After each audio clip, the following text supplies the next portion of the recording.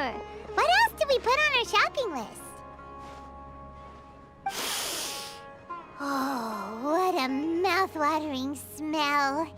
Paimon would know the aroma of biryani anywhere. Let's go get some. We can still add it to the list. Well, if it isn't the Traveler and Paimon. Wasn't expecting to see you here. Hello there. Oh, it's been quite a while. Ah, so you two are still hanging out together. Dehya, didn't you say last time that you were gonna head back to the desert? I said I was going to resign from being her bodyguard, not that our friendship was over. We're still the best of friends. The Holmayanis also still post jobs from time to time. Their pay is always generous, so me and the other mercs never pass them up. I told Dehya to just stay at our place when she took one of those jobs a few days ago. My parents were delighted.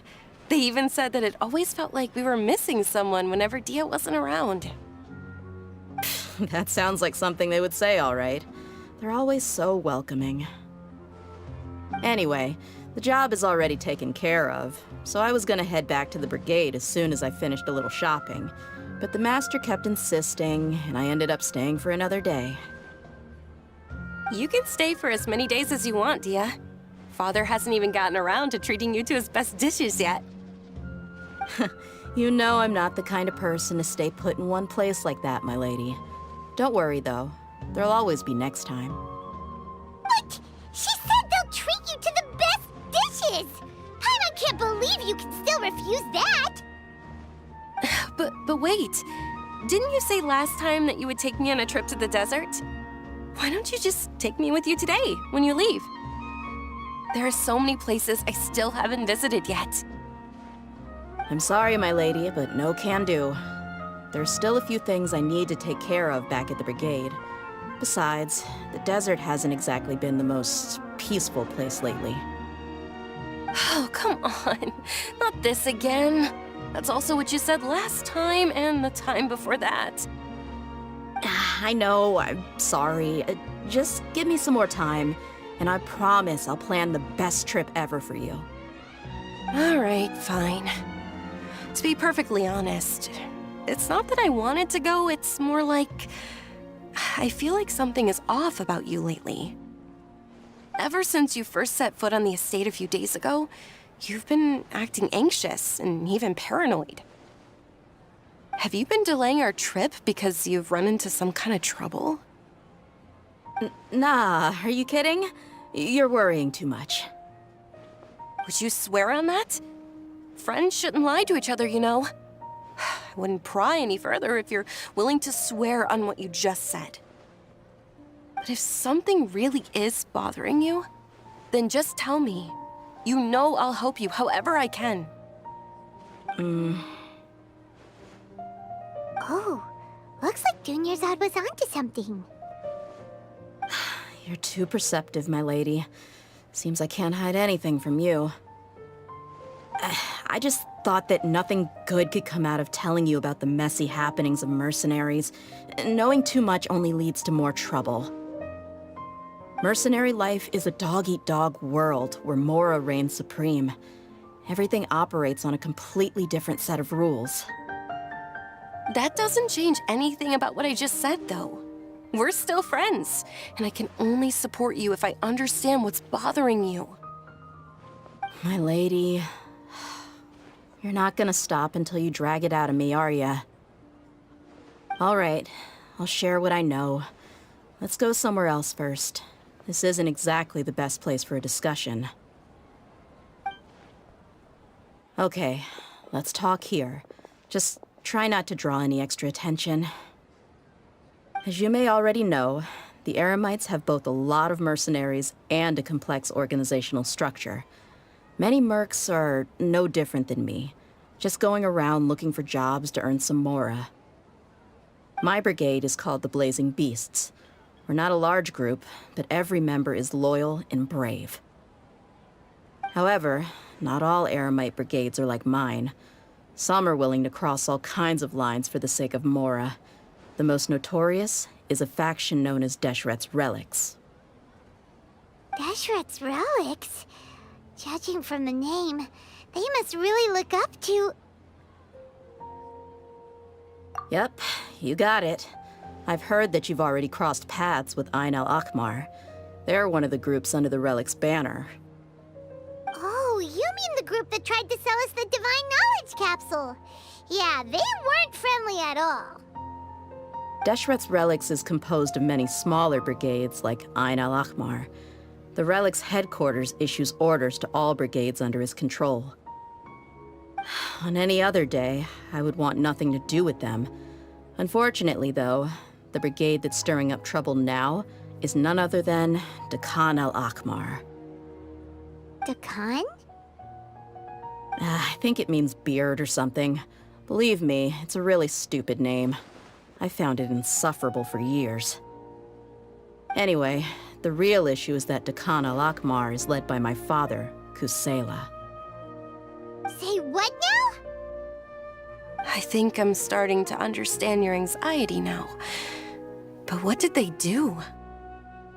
I won't go into details, my lady, but they've been involved in a lot of violent incidents. We're talking hundreds. Hundreds?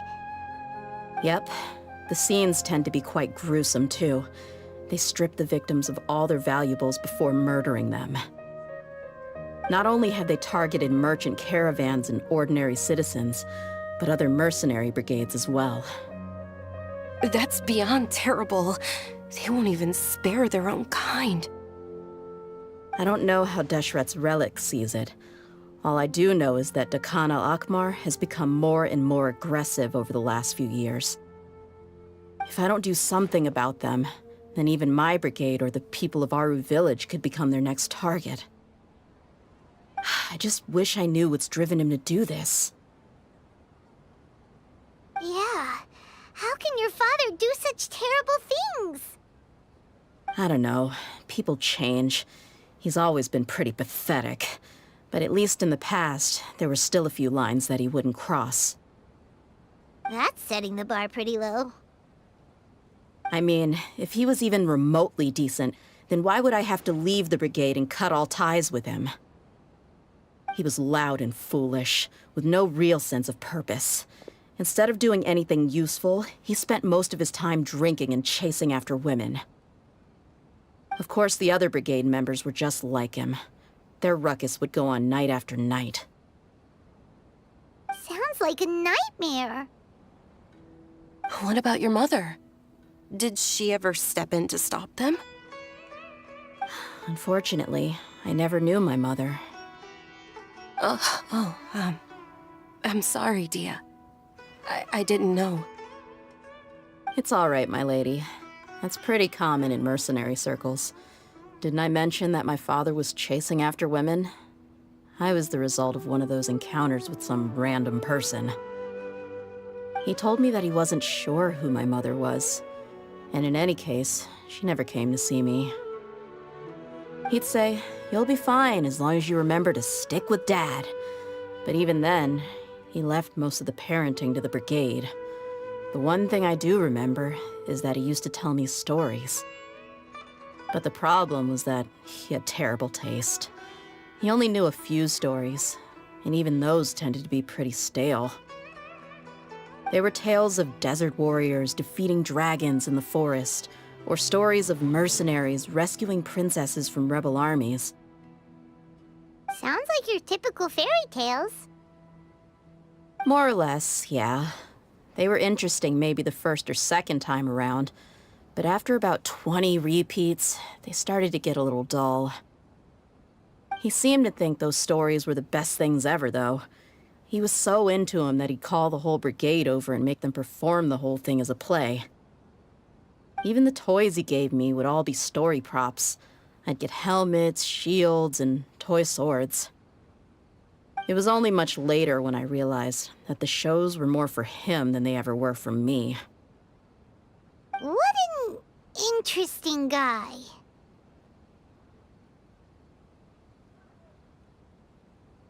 Yeah, I've always found him pretty childish, but that was something I could just shrug off. I had no reason to despise him. Until I grew up and learned the true face of Deshret's relics for myself. Looting, blackmail, violence, and fraud. They not only accepted such heinous acts, they would even openly boast about them. No one in the brigade was any kind of hero. Instead, my father and his cronies were more like the bad guys that needed to be taken down. Did they really think that as long as they didn't do any of that stuff right in front of me, I would never know? I think I can understand your feelings. The difference between perception and reality must have hit hard. Yeah, but don't worry, my lady. It's all water under the bridge to me now. I had a huge argument with my father and left that place behind for good. I'm not investigating them due to any bitter feelings I still have towards my father. I just want to protect those that are close to me.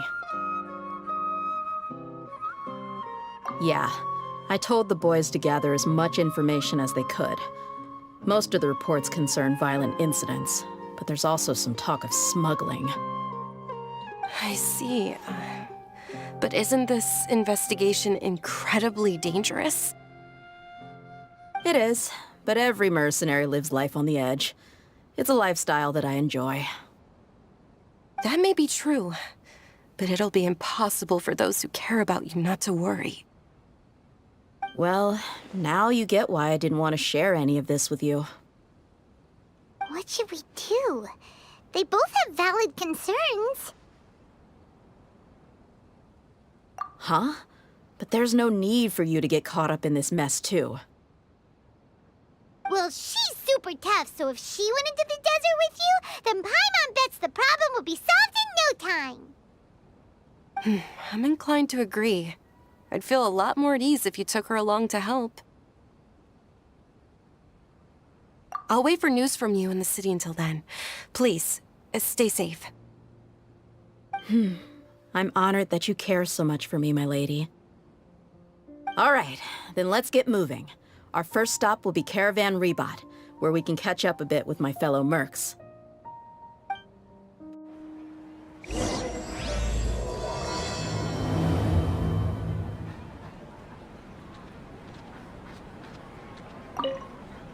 Please be careful.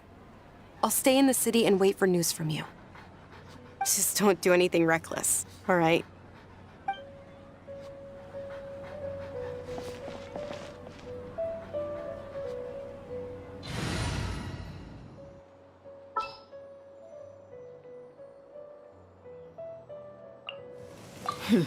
Got a job for me?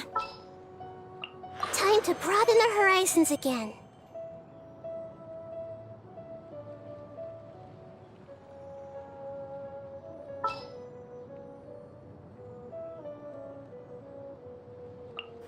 Let the wind lead.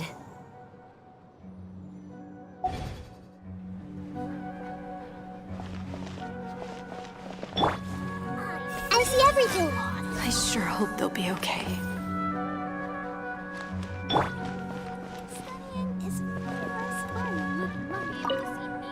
Please be careful. Just don't do anything reckless, all right?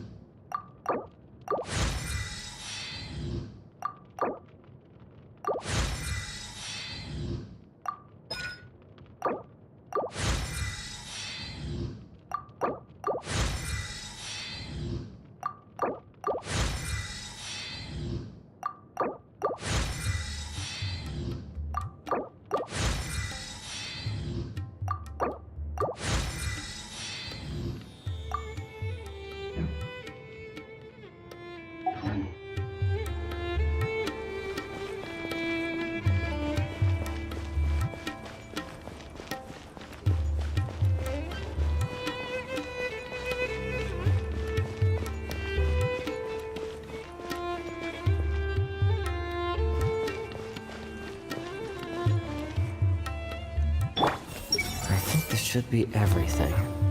Right. I also need to bring some seeds back. Hey, Dehya, you're back. Are these two friends of yours?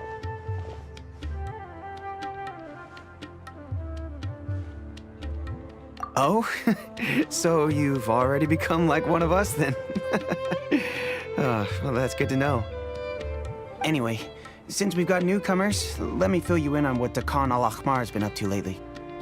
They've become extremely aggressive. Apparently, even their own now have become acceptable targets. They even attack other relics brigades, just the same as any other mercenary brigade. Even the most ferocious beasts still protect their own. And it sounds like they've thrown that straight to the wind. That's right. Once they've collected enough loot off the other mercenaries, they sell it off to a different brigade, or turn to merchants on the black market. A portion of their profits is immediately exchanged for more food and weaponry to be used in their next violent operation. That's terrible! Yeah, and it really makes you wonder why they're so desperate for Mora. A few days ago, Isham and I trailed them for a while, and even disguised ourselves as merchants to conduct trade with them. We were able to learn a few things from the exchange. Rather than saying they're out to plunder and hoard Mora, it'd probably be more accurate to say that they're experiencing an internal power struggle. Wait, a power struggle? You heard me right.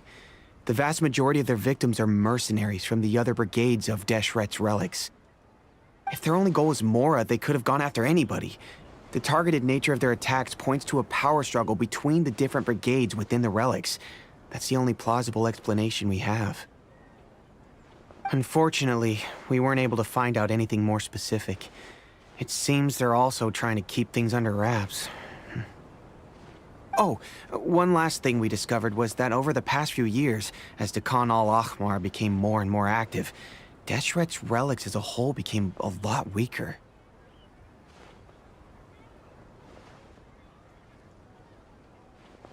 It sounds mighty strange to me too. Harun, you can leave the rest of the investigation to us. Gotta say though, I didn't expect you to go on a whole undercover mission during the few days I was gone. Sounds like you were really putting your necks on the line, no? Nah, it was nothing. We're just as concerned about the situation as you are. The Dakan al-Ahmar is your father's crew after all. What he said. Besides, Dehya, haven't you done more dangerous things than all of us combined? What we did is nothing compared to your experiences. Yeah. And while they went to talk with Dakan al-Ahmar, I took a look at the last camp they attacked. Any survivors of the attack were already long gone. There was nothing of value left in the camp. Ah, Hisham and Khalaf. You're here too. We rushed over as soon as we saw you come into Caravan Ribat. Although this new friend of yours looks a little green behind the ears, I'm sensing a special vibe from her. Now that we know you'll have a capable partner with you, we can also rest easy. Hey, what about Paimon? Feel anything special? Oh, you're also planning to tag along with them? Of course! Paimon is the traveler's most important guide. Wherever she goes, Paimon will follow. Oh, in that case, then you'd better take care of her too, Dehya. Don't underestimate Paimon! Don't worry about her. She may look tiny and helpless, but she's been through just as many battles as the Traveler here. Even if she had only survived on sheer luck, then that alone would still make her quite formidable. I had no idea. I guess I shouldn't judge by appearances. Oh, one other thing, Dehya. When you're free, why don't you update the deputy about your upcoming schedule? We held another recruitment event a few days ago, but everyone only came to see the Flame Mane. You weren't around at the time, so people were pretty disappointed to only find our crew of rough, unkempt guys. The deputy put a lot of effort into the event, but it was basically for nothing. Only a few people chose to stay, and that really got to him. Sorry to hear that. I'll be sure to bring him some great liquor next time. I left in a hurry and I couldn't make it back in time for the event. Gotta admit, I can understand their disappointment though. You're our brigade's main selling point after all. Now, if only the deputy could figure out a way to bring a few more smoking hot members into our ranks. Keep dreaming. Remember the last time I invited a couple gals into the brigade? You all just froze up with your mouths gaping like a bunch of scarecrows.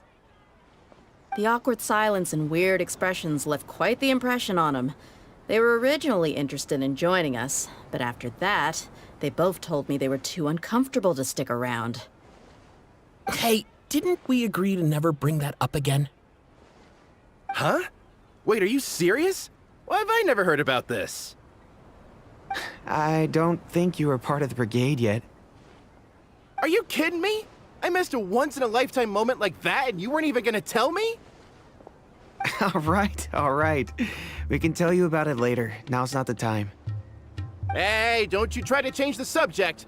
You and Hisham get your butts over here and tell me everything right now. Are they always like this? More or less. There aren't many rules or graces when it comes to mercenaries. We're used to just speaking our minds. If someone starts getting under your skin, you just yell right back at them. And if that doesn't put an end to it, then you just challenge them to a fight. But we also don't tend to take many things too seriously. Being direct and getting it all out of your system as soon as things come up is better than keeping everything bottled up, never talking about it. That's also why I never spare their feelings when I talk to them. If I want to laugh, I'll laugh. If I'm angry, then I'll unload on them. It's hard to stop once you get used to it. Though, I can never do that when I'm with the Homiyanis. Hey, knuckleheads! Can you at least tell me the rest of the intel before you go back to your bickering? Yeah, you hear her, Holof? Told you we gotta focus on the investigation first. I drew up a map. Right here is the spot. There you'll find the merchant caravan responsible for getting rid of Dukan al-Akhmar's looted goods. All you gotta do is wait and ambush them in the evening. They'll have no idea what hit them. Perfect. Thanks for that. Be sure to pass my regards to everyone else in the brigade as well. Will do. You stay safe, Dehya.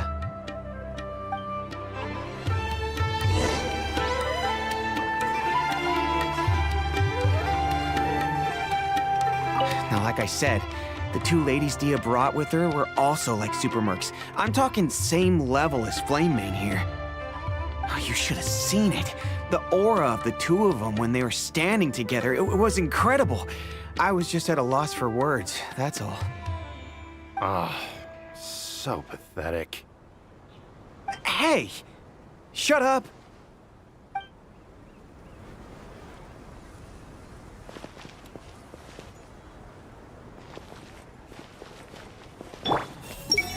How could I have missed a moment like that? Travelers and visitors, don't miss out! Let's go check it out. Admit it, you would have just frozen up like everyone else if you were there. Hey! Come on. You can only trash us like this because you weren't there. Now, like I said, the two ladies Dehya brought with her, oh, you should have seen. Hey! Travelers and visitors, don't miss out!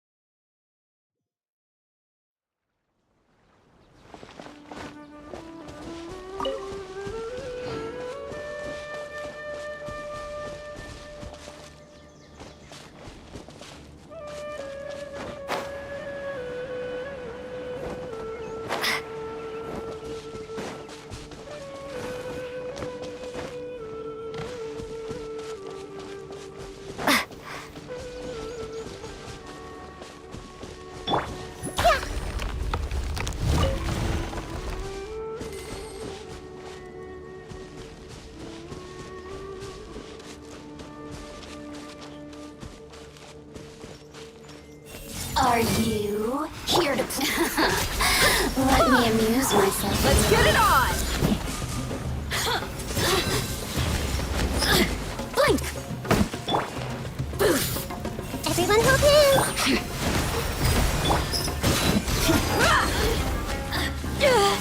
Here, mommy, teach. Blink!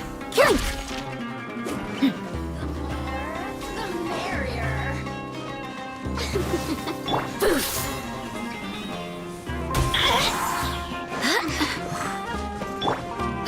Blink! Alive!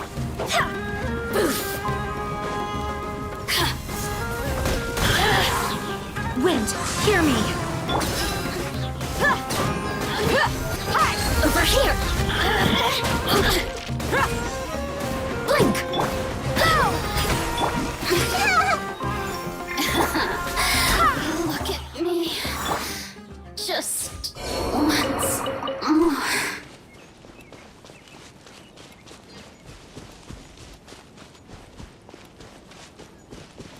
I see everything. Let's begin.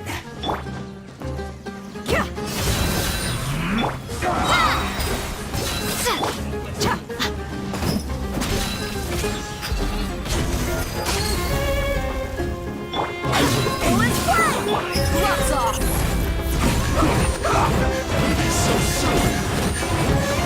Just great. Let's get it! Almost. Prepare yourself.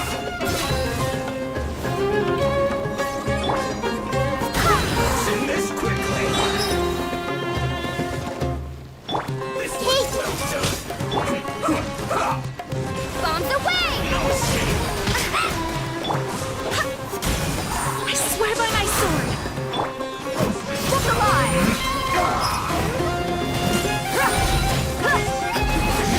Bad. Run from death. Yes. This is well done. You need to hurry up. Go! Let's get it on! Roasting. Commit to memory.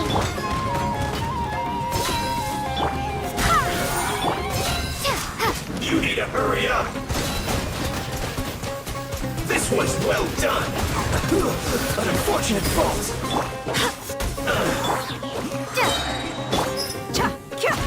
Look alive!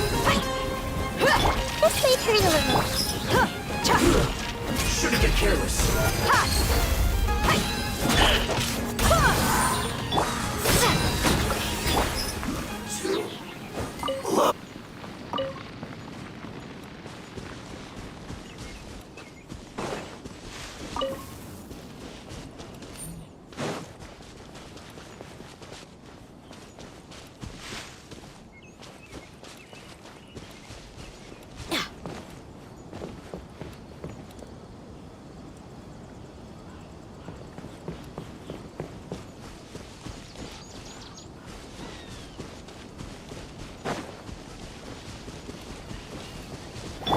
Everyone hold hands.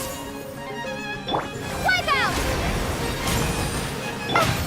Let's get it on! Hey!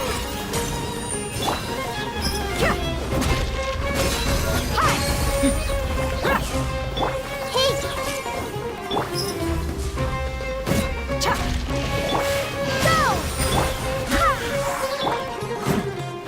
Buckle up!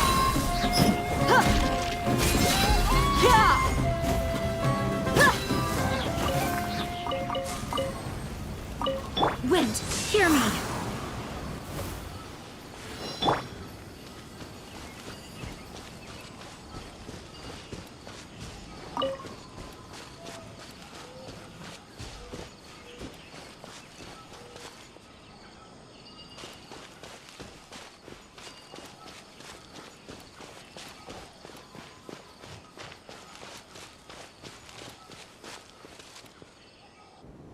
This should be the place.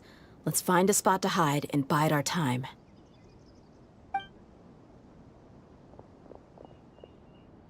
It's gonna come down to a fight one way or another, so let's all be careful. No need to worry. She knows her way around a fight. I'm not worried about that. What I meant is that we probably shouldn't go too hard on the enemy. After all, we still need to get information out of him.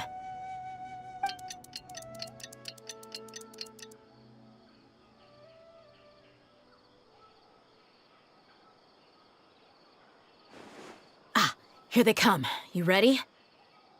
Let's not give them a chance to react and end this quickly.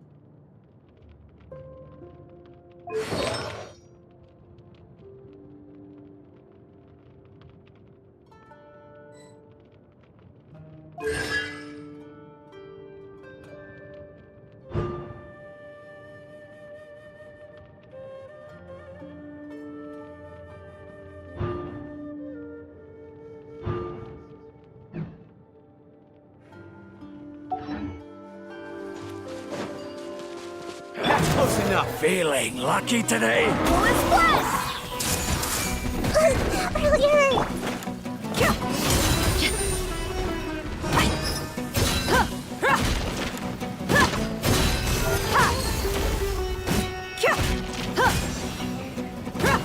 Where do you think you're going? I'll be back. You won this one.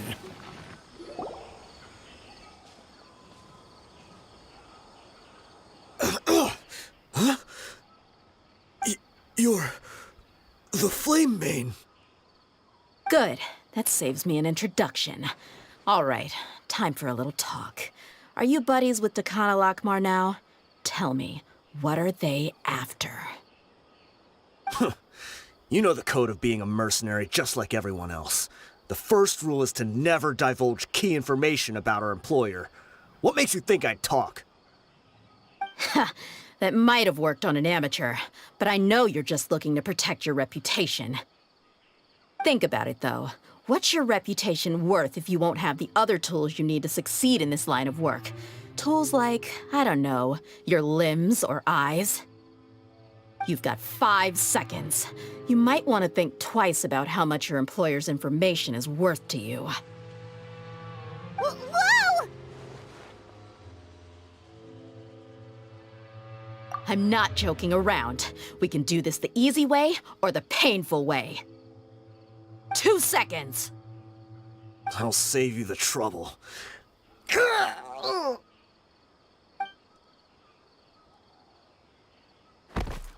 Huh? Are you crazy? He tried to bite off his own tongue. Quick, search the area for any first aid supplies.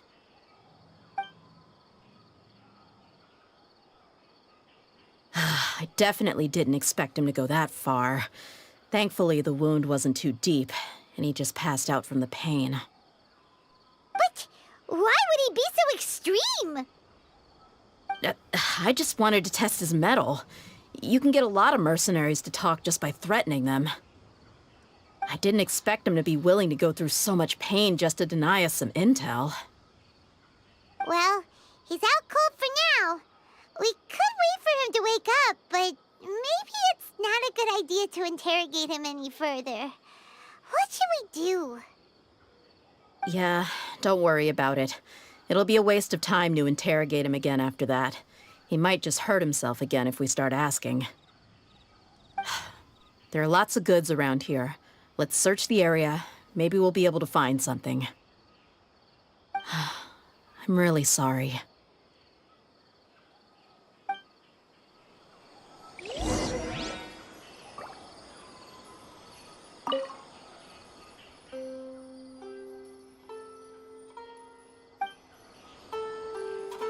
Everyone hold hands.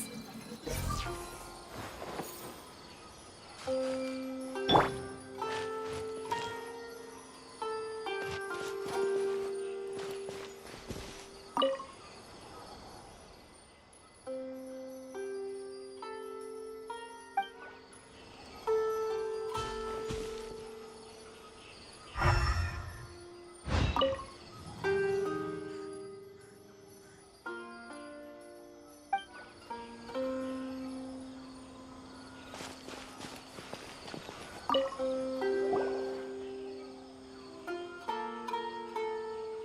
found a piece of paper with a bunch of names on it. Maybe it's a record of something. Let me take a look.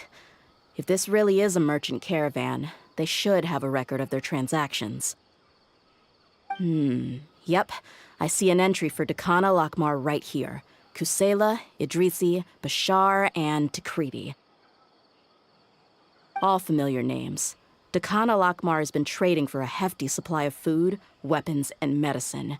It seems that in the past, they used to receive some canned knowledge as well. This caravan is just one link in their logistics chain. Once in the rainforest, the caravan will exchange the looted goods for Mora, and the funds will then be passed to a specific person.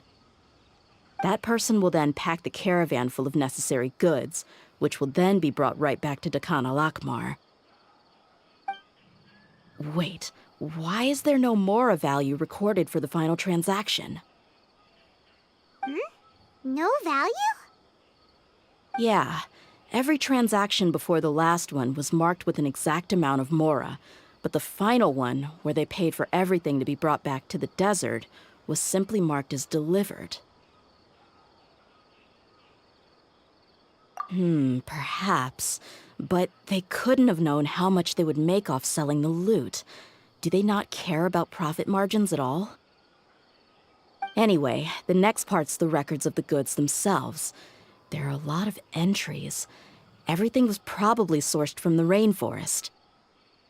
Huh? What's wrong? Shazamon Homayani?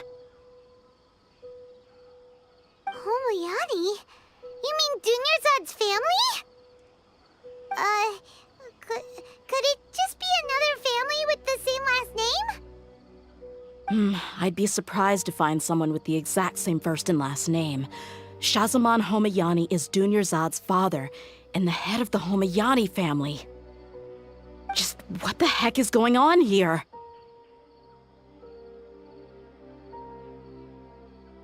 I'm sorry, you're right. I'll consider what we found and not jump to conclusions just yet.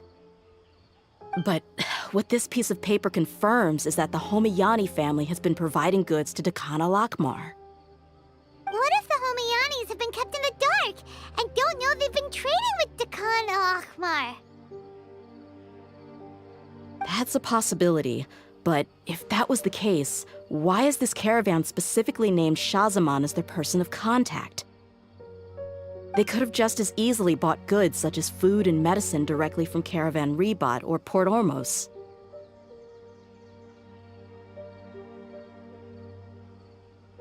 Yeah, funding violence and looting. The brigade gets the goods, and he is paid the proceeds from the sale of the loot. But why would he do something like this? It's not like the Homayanis are in need of money. I honestly have no idea. I've been to their estate many times, and I've never noticed anything suspicious. The only potentially large expenditure I could think of would be the treatment costs for Dunyarzad's Elazar. Maybe they borrowed a lot of Mora in the past? But that's still just a speculation. I don't think the Master would stoop so low to make Mora. You're probably right. I know my lady's personality, and she wouldn't deliberately keep something like this from us. But what should we do now? All we found is just another mystery.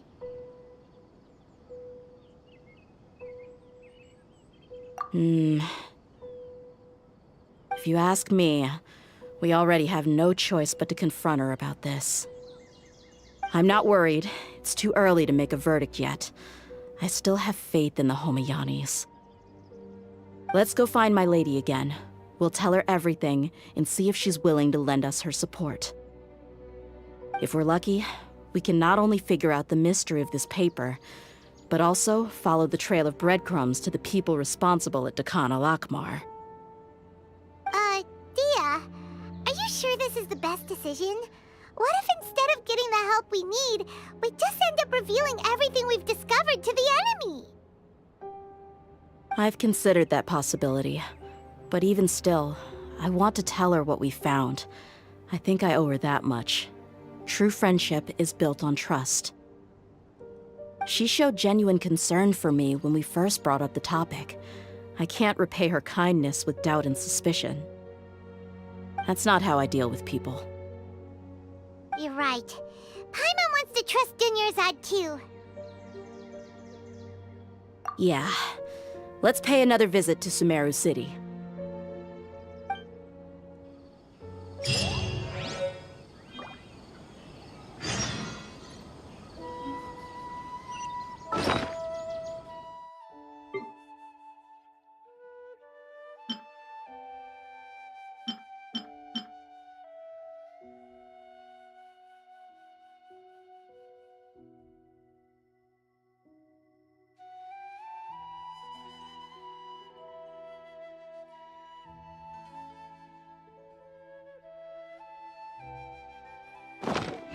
The desert's a tough adversary, but at least it doesn't hide anything.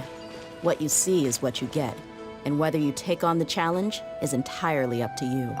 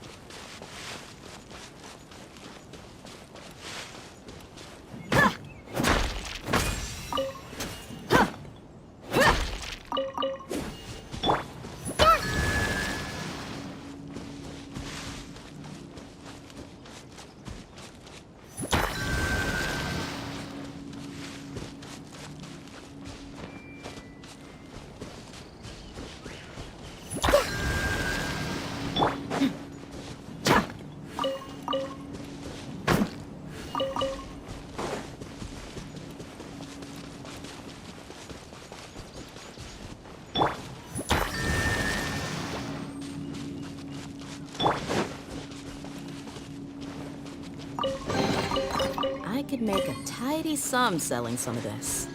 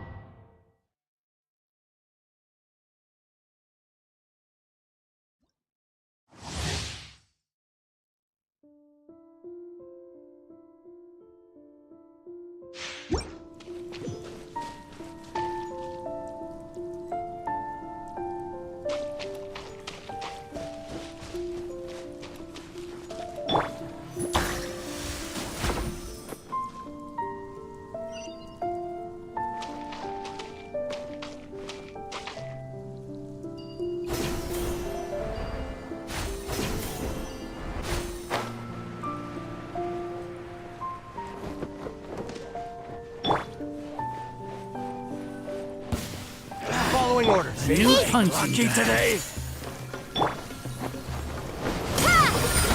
Take that! Let's get it on! Take that! Take that! You asked for it!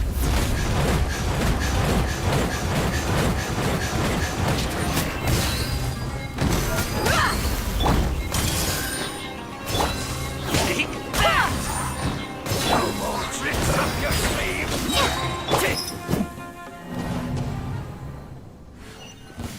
Following orders. Feeling lucky today?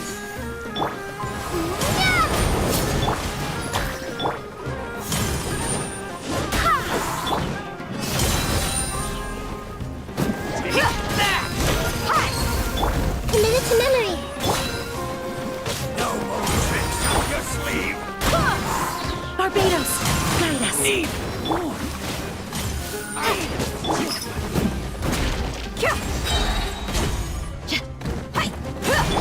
Water jet!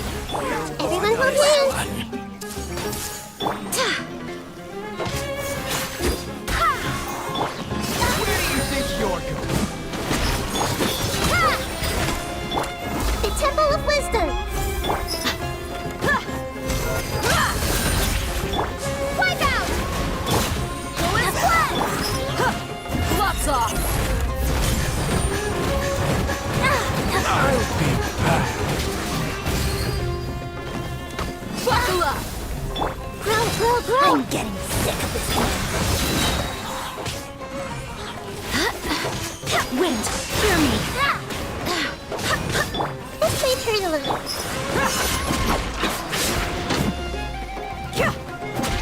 Commit it to memory.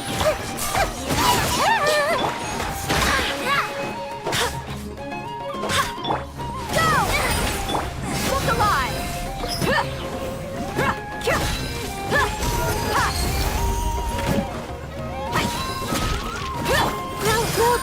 I'll be back.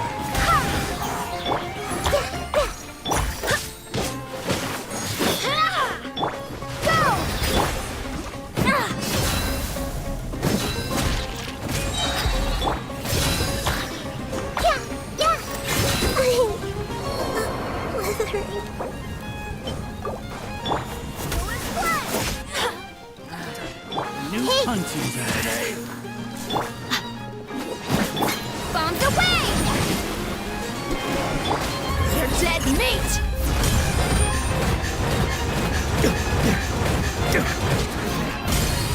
Let's get it on!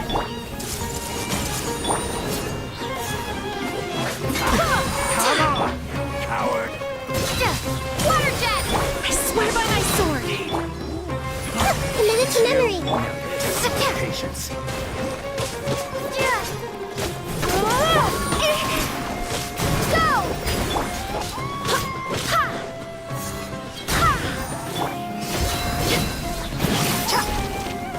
This may hurt a little.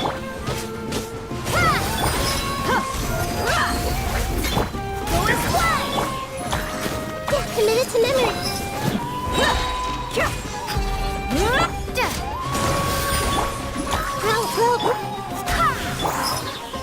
Look alive!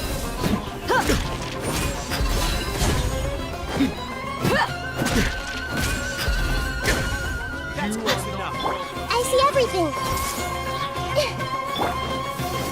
Where do you think you're going? Wipe out! Let's get it on! Hey, Go and blend!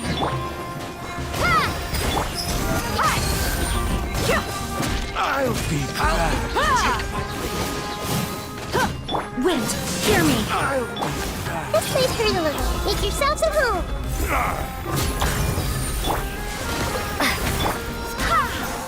You asked for it!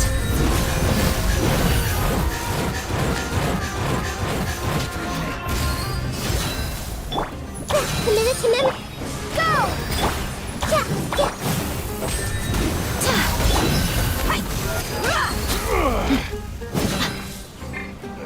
Bombs away! This may hurt a little. Go as one! Look alive! Go!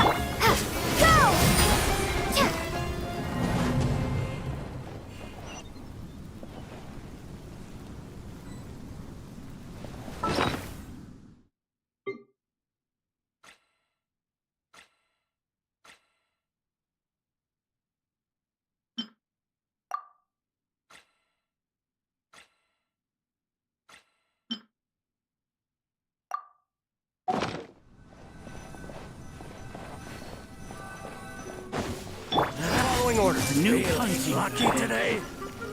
Let's get it on! Take Water jet! Try to keep up. Barbados, guide us!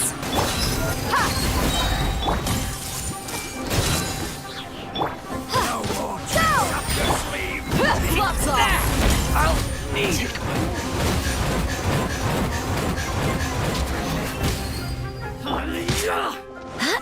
Go as one! Everyone hold hands.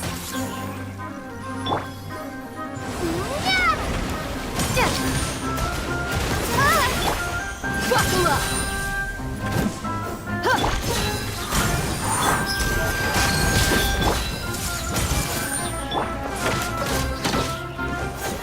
Where do you think you're going? I'll be I'm getting sick of this game. I swear by my sword.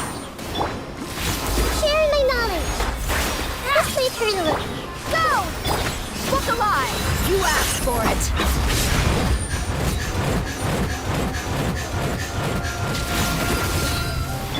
It was done!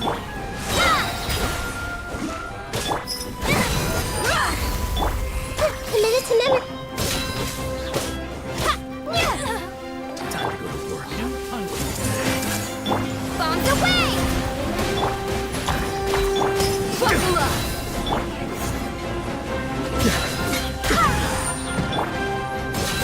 Water jet!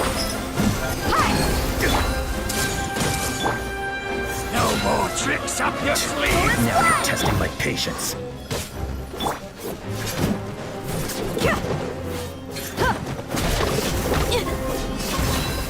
Wind, hear me! Let's end this now! Go! The Temple of Wisdom. You ain't messing around! That's off!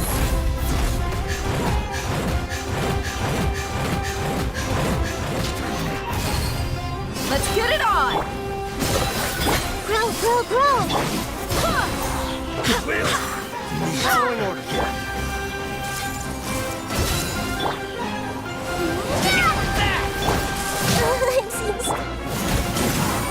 Where do you think you're going? Look alive!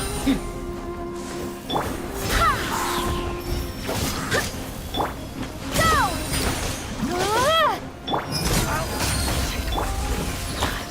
Committed to memory. Barbados, guide us. I'll be back. Buckle up! I'll be back. Grow, grow, grow. You're dead meat!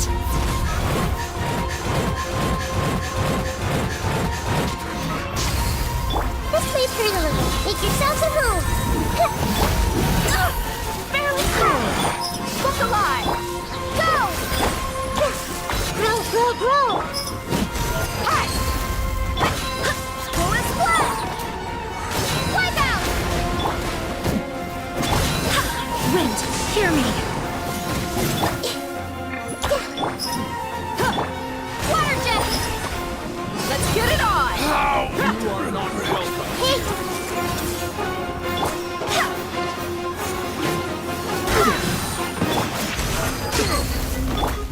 sharing my knowledge. Is that all you've got? Full blood!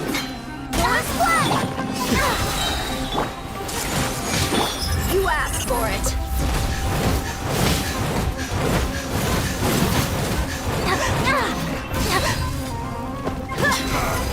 Testing my I patience. see everything.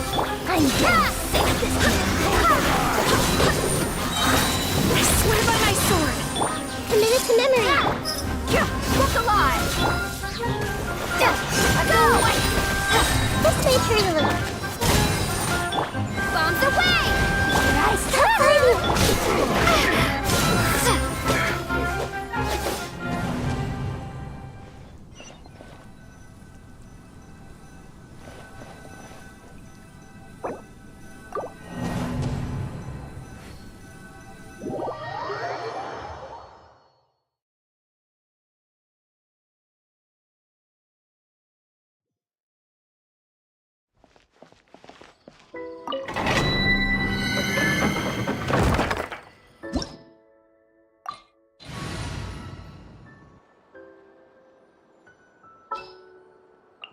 Take heart. Victory will be ours. Are you sure it has to be me? Fine. Let's get this over with.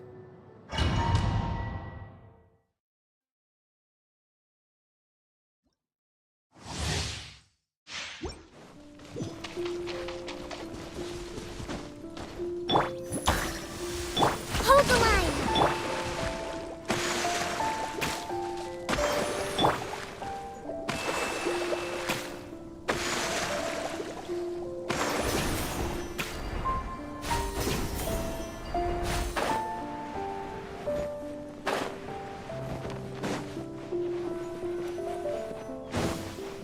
Following orders. Everyone hold hands.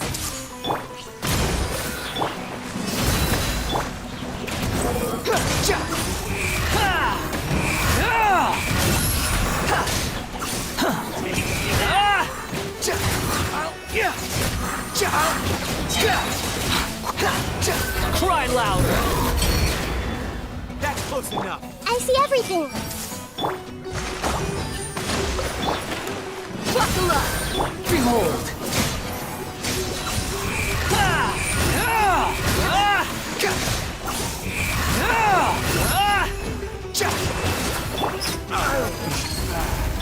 Everyone hold hands. You're dead! The wind rises.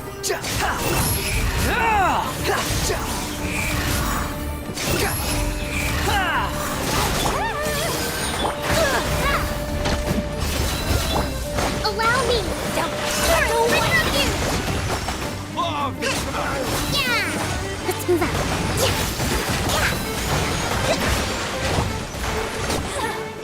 Hey. You're dead meat!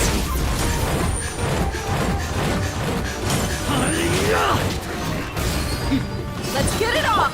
I see everything.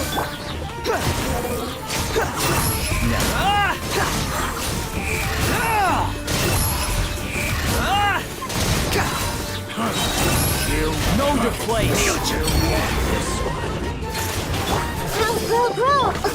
Hold time. Squall and fury!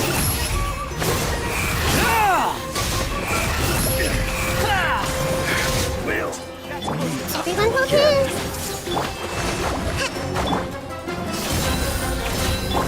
The Temple of Wisdom. Billowing surge.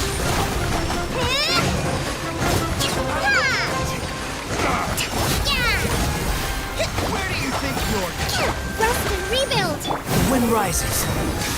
How amusing.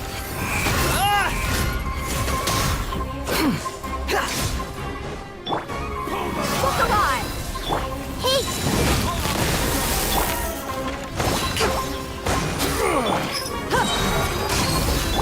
Where do you think you're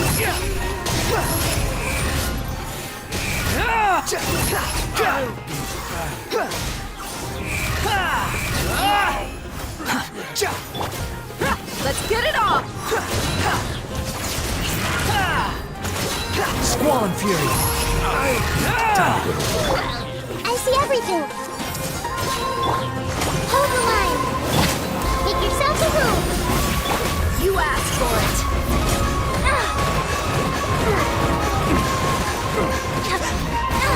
Buckle up.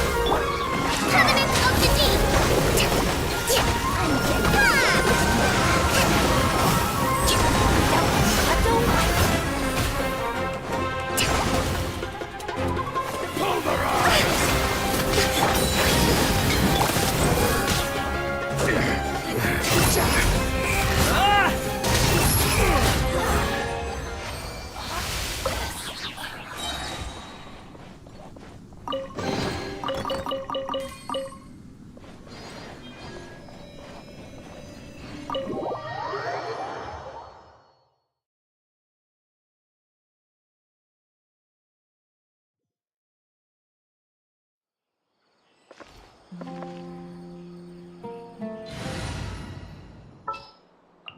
There's still a long road ahead.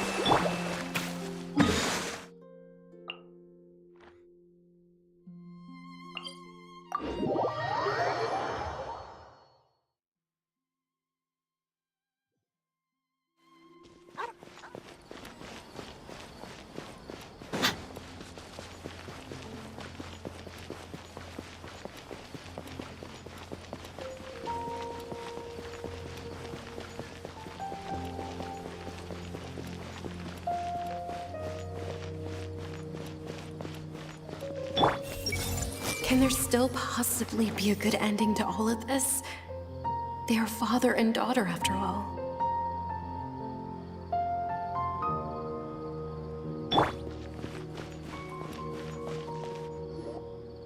We're back, my lady. Oh, you're back a lot sooner than I expected. You mustn't have run into any trouble then. Well, how did it go? What did you come up with? Actually, we're still investigating. It's just that we've discovered something strange. I see. The clues you found have led you back here, in the city? Something like that. Yeah. You all look a little dispirited. Whatever you found must not have been very encouraging after all. Why don't you discuss it with me? Maybe I'll be able to say something to cheer you up? It's okay, my lady. It's not so much about me being upset with my father or anything like that. How should I put this? So something is wrong. Even the Traveler and Paimon have been uncharacteristically quiet. On any other day, Paimon would have already waved to me with a smile and shouted, "Dunyarzad, we're back!" So tell me, what happened? Well? My lady, please prepare yourself for what we're going to tell you next. It concerns the Master. The Master? You mean my father? Okay, I understand. Don't worry about me. I'll listen as attentively as I can.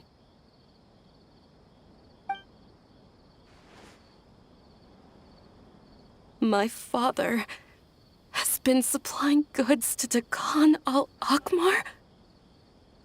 Yeah, it makes as little sense to us as it does to you. I've never doubted the Master's integrity, so I'm having a real hard time rationalizing how he could ever support an infamous brigade like them. Maybe he's not actually aware of the full story and just stumbled into the deal by accident.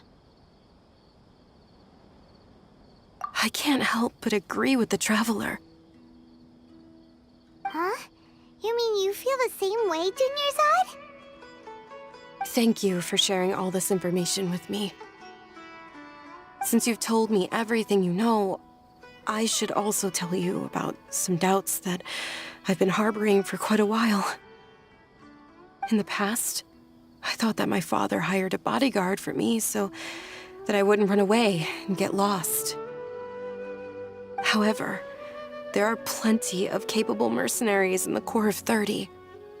Why did my father go out of his way to hire Dehya? About that. Well, the Homayanis really needed bodyguards, so they reached out to the Blazing Beasts. Later, the Master told me that I was one of the best mercenaries he'd ever seen, and that I should stick around to become one of his bodyguards.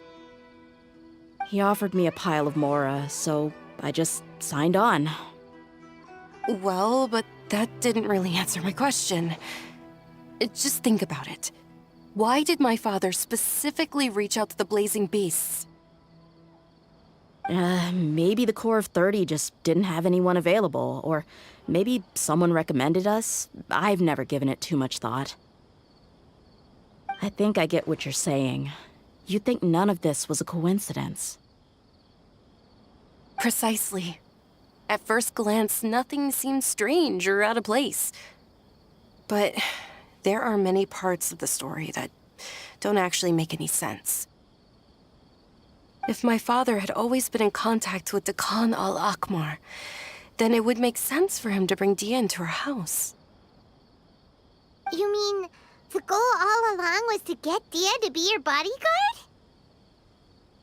No, that's too much of a stretch. I cut all ties with my father a long time ago. He has no control over my life anymore. But that still doesn't rule out the possibility that your father has still been trying to influence your life without you knowing.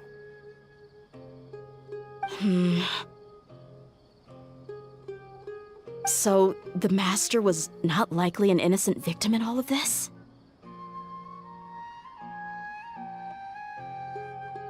Sorry we put all this on you so suddenly, Dunyarzad. It's okay, Paimon. I should actually be thanking you. Regardless of his reasons, if my father has truly been funding a violent group of mercenaries, then it's my duty to bring him back to reason. But is that really the right thing to do?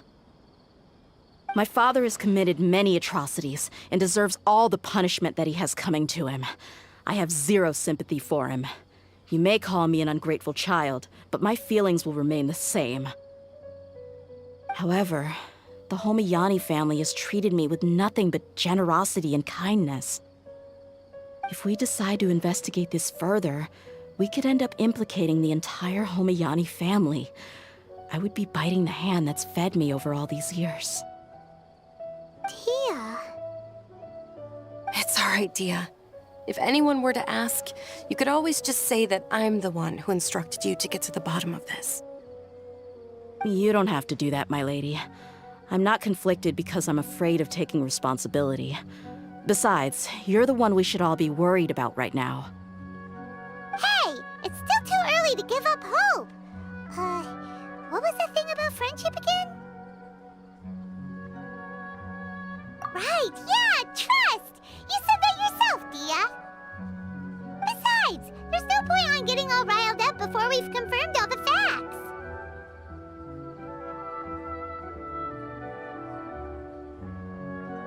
Thank you, everyone.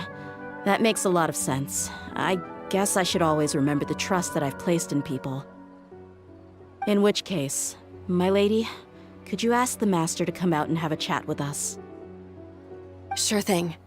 I also hope he'll be able to give us a logical explanation. Let's meet at the usual place then. Usual place? Ah, right!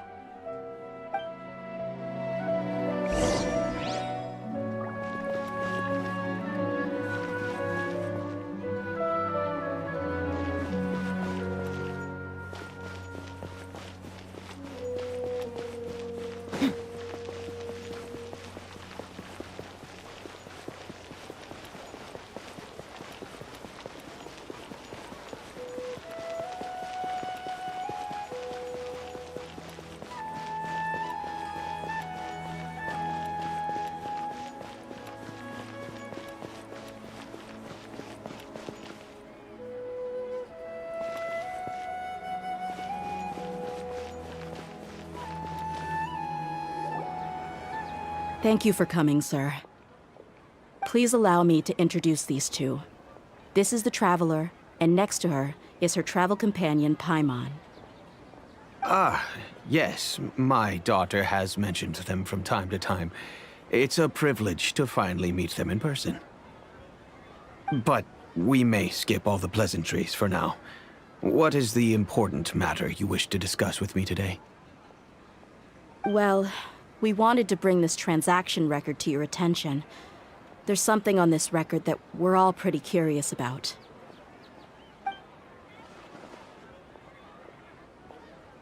So, that's what you found? Huh. Seems like I can't keep everything from you much longer.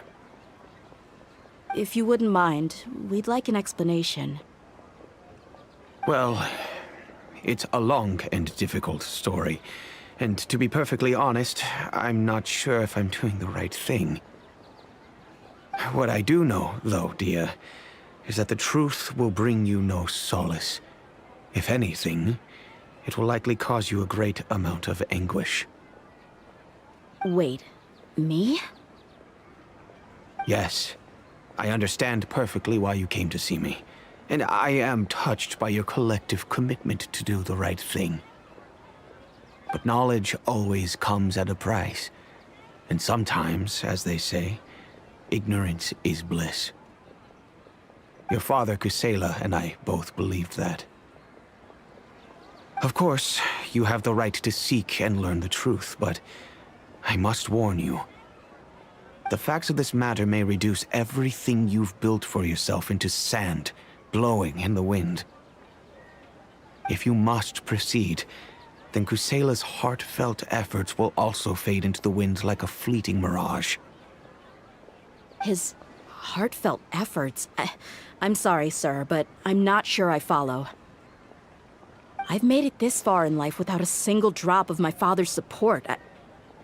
I have my own ideals and ways of looking at the world, as well as people and causes that I've chosen to cherish and fight for. None of these things have anything to do with him. I came here today to support you as the head of the Homiyani family. No warning will change my stance on that. I understand. Then let me tell you a little story. Our family once needed to take a trip to the desert when Dunyarzad was just a baby. Along the way, we were attacked by bandits. They had superior numbers and quickly overpowered our bodyguards. When all seemed lost, a group of passerby Eremites lent us their support. Those Eremites were Kusela's brigade, Dekan al-Ahmar. Kusela's men told me that the attackers were Eremite mercenaries, just like themselves. I was shocked. Why would Dekan al-Ahmar go so far to save us and not spare the fellow Eremites? Kusela was grinning and walked over to play with baby Dunyarzad. She was startled by his unfamiliar face and nearly started crying. Really? I never knew. He said that he had no particular reason to help us. He just took pity on us because he had a daughter about the same age. We started talking about our children, and I sensed that he was a devoted father. To repay his kindness, I hired his brigade to help out at our estate for a time and offered everyone generous remuneration. So, that's what happened. It was many years before I saw him again. I almost didn't recognize him the next time he came knocking on my door. The man I knew to be strong and healthy had been reduced to a shell of himself. He couldn't even walk anymore without his cane. So, what happened to him? He was perfectly fine when I left the brigade. I'm not too sure myself. The only thing that didn't change was his cheery disposition. He said there was absolutely nothing to worry about and that he had gotten into a fight. That was all. He then suddenly asked me if Dunyarzad, now that she had grown, would need a bodyguard of her own. At the time, Dunyarzad was going through a particularly severe bout of her Elazar. There was no need for her to have a bodyguard when she could barely leave the house. But he kept coming back to the topic. Come on, it never hurts to be safe. How do you know a bodyguard won't come in handy one day? I was completely lost at first, until he recommended the Blazing Beasts, and in particular, a mercenary named Dehya. So he was the one who recommended Dehya to you. Indeed. He didn't say it out loud, but it was clear that he saw Deshret's relics as an evil group who would eventually corrupt every member in their ranks. He was already beyond redemption, but he hoped that he would be able to detach his daughter from the vicious world of mercenary life. If Dehya could stay in my house and keep working as a bodyguard, then gradually her affinity for the desert would decrease, and she'd be able to leave her previous life behind. And that's why you offered her such generous compensation? Yes, but not just because of that. From the moment that he asked me for that favor, I also began to see Dehya as my own daughter. And that's also why I tried to persuade you to stay when you asked for permission to leave. I was willing to spend however much it took. Kusela saved my daughter and me all those years ago in the desert. I could never refuse him entrusting his daughter to me. He was always like that, acting like he's oh so smart and self-righteous. Kusela said that he'd reimburse me for a portion of Dehya's fees. I refused to take any mora from him, but he'd always send me funds anyway. Eventually, I just accepted them as a token of his gratitude. And that went on for a while until I received another letter from him a few years ago. The letter contained a request to help him buy food, weapons, medicine, and even explosive materials. Wait! Isn't that around the time that Decano Akhmar started becoming more aggressive? That's right. When I started to hear some nasty rumors, I became wary. I wanted to meet him face to face to discuss things. But by then, he was no longer receptive to my requests to talk. If I had to guess, it's probably because he doesn't want to put Dehya at risk.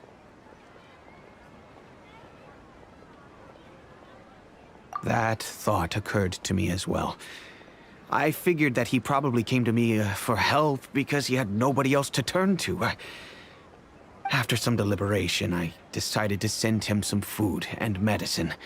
I turned down all his requests for explosives and weaponry. I am aware that even such a reduced gesture of support could lead to others coming to harm, but I could not simply reject his plea for help. In the end, it probably was the wrong decision.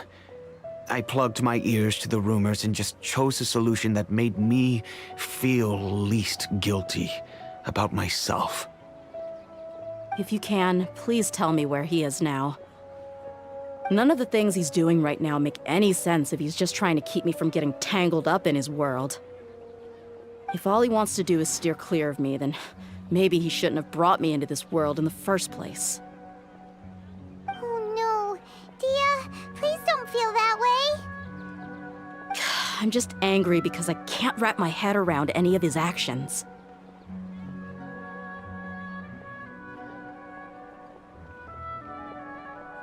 Another way?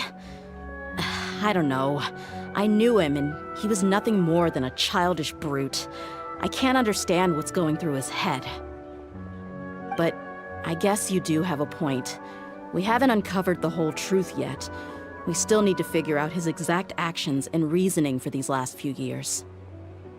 I'll do my best to help. Of course, anything between the two of you would need to be resolved between you and him alone. I don't know Kusela's exact whereabouts.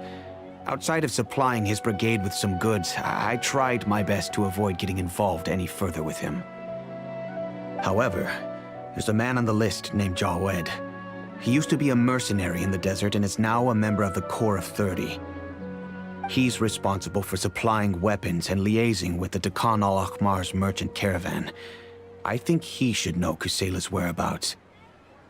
I've heard that he likes to have a few drinks alone and enjoy the cool wind at night outside the tavern. Maybe you'll be able to find him there. Understood. Thank you, sir. Then I guess this is bye for now, unless... I'll stay and be with my father here.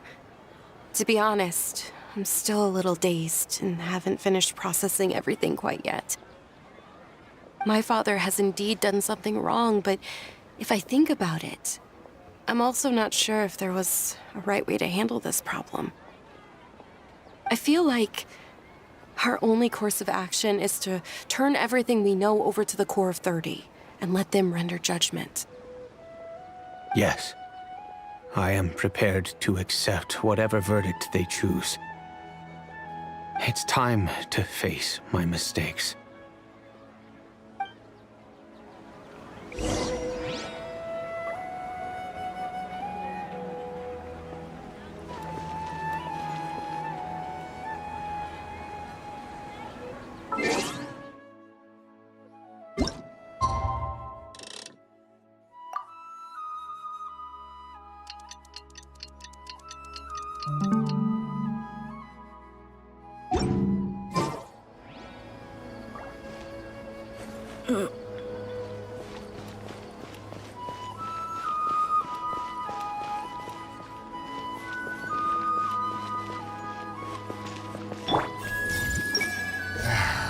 That's the good stuff. Nothing tastes better. Huh? Who are you guys? I know what you've been up to. Smuggling weapons to violent brigades in the desert while working for the Corps? Pretty bold, if you ask me. Shh! Keep your voice down. How do you know all that? Come with me. We should take this elsewhere.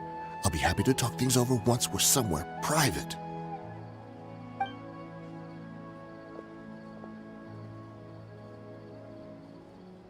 This place should do. All right, back to my question. How did you all know about me? Don't worry about that for now. You know what kind of punishment you'll face once we report you to the Corps, I assume. Wait, there's no need to jump the gun. Let's talk this out. What are your terms? So what's in it for you anyway, Mora? Well, I was a little tight on money at the time, and Kusela took good care of me in the past. I waited in my mind, and I couldn't find a reason to turn the opportunity down. I wouldn't only be helping my benefactor, but I could also make some quick Mora. Let me tell you how it is. We're investigating Khan al-Akmar, and we're gonna put an end to their operations.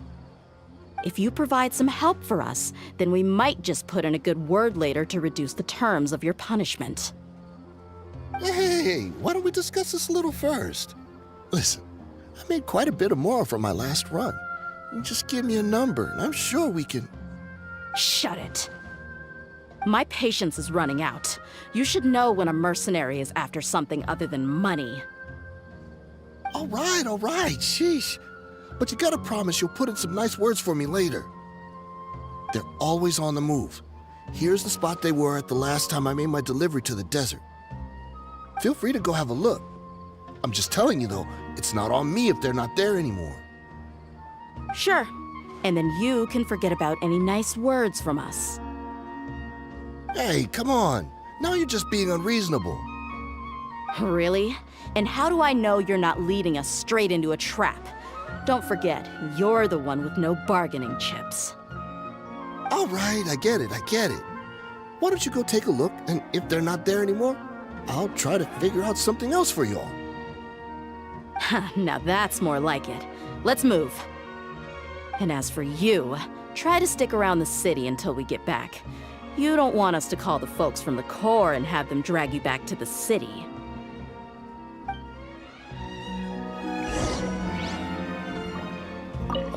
Don't worry. I'm not going anywhere. Everyone? Just my luck. How did I get caught by her of all people?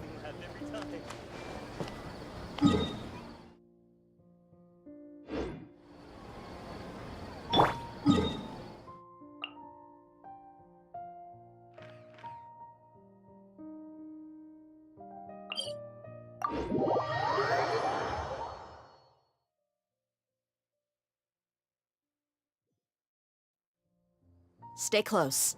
No going off on your own. The desert doesn't take prisoners.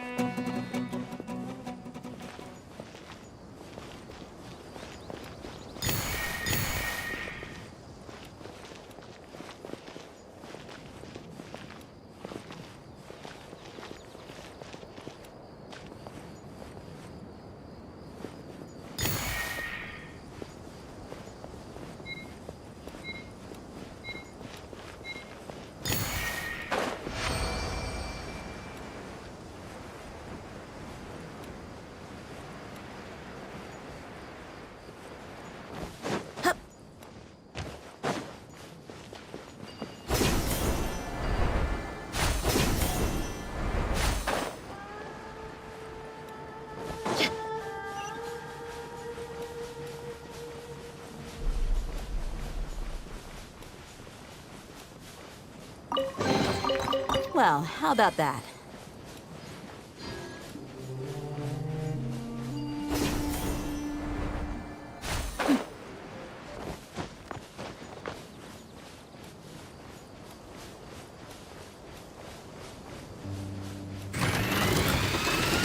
I see everything. Allow me. Uphill battle!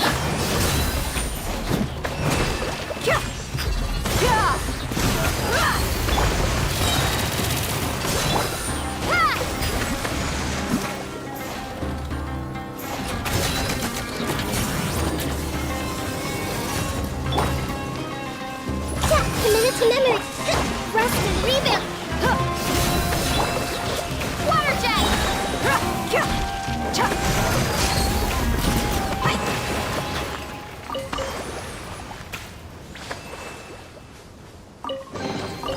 Well, how about that?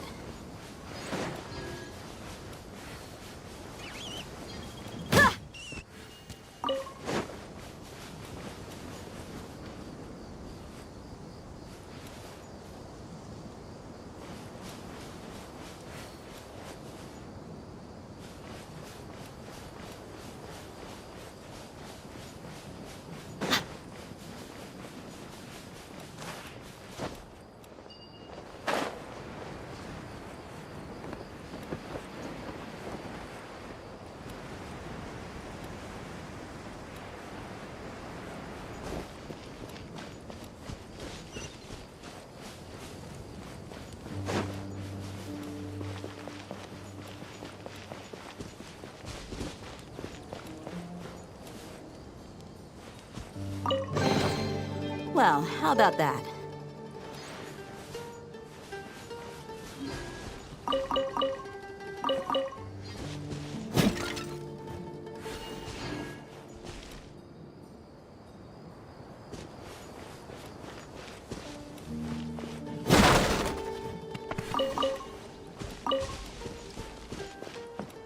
Sounds good to me. Everyone hold hands.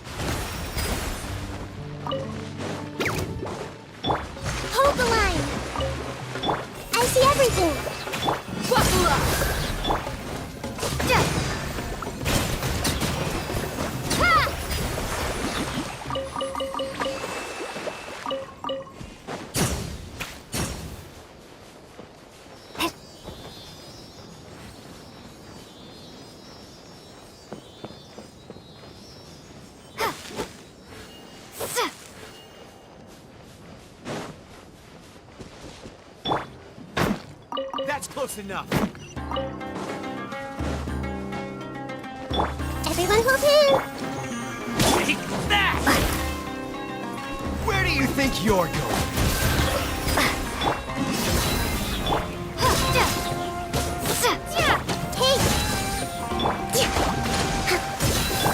I'll take some.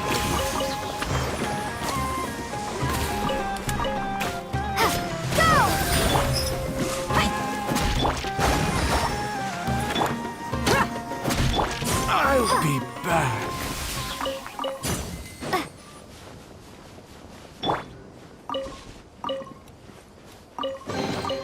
I call dibs.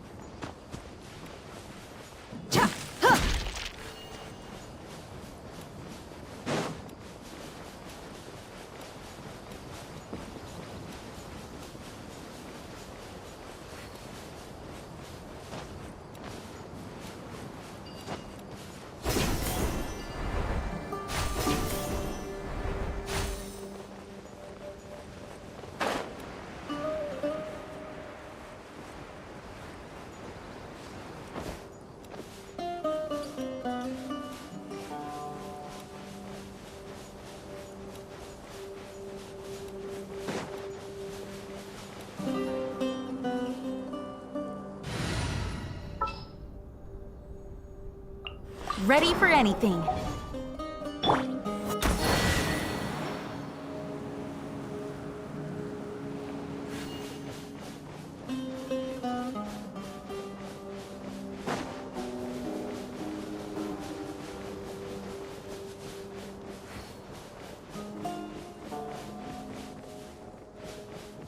Everyone hold hands. Allow me. Hunter comes the hunted. Grow, grow, grow. Billowing surge. Yeah.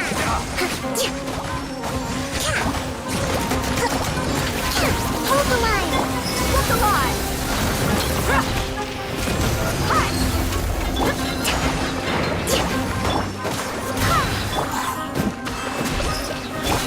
Let's stay pretty little.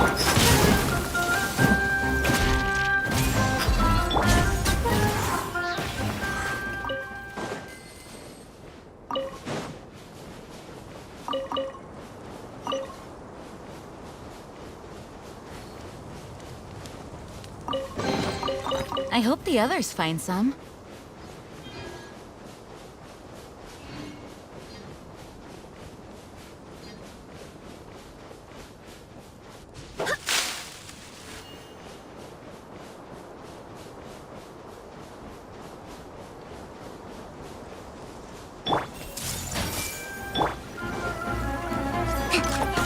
Rebuild!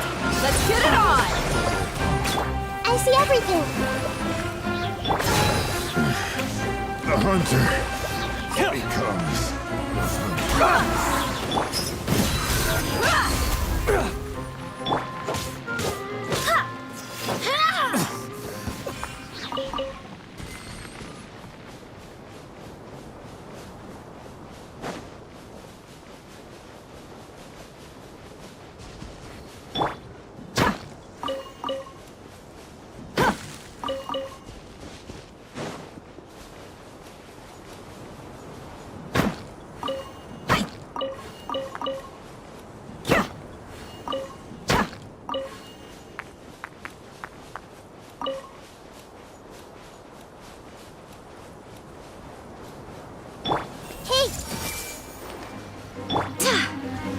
Barbados, guide us.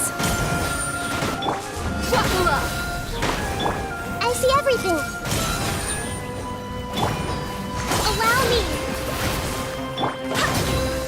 Full and blend!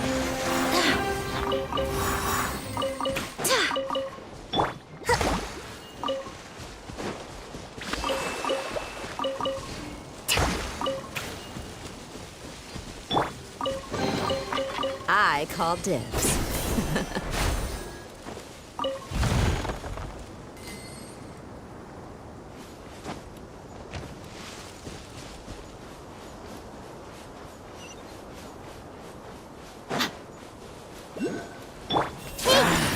Feeling lucky today. Let's get it on!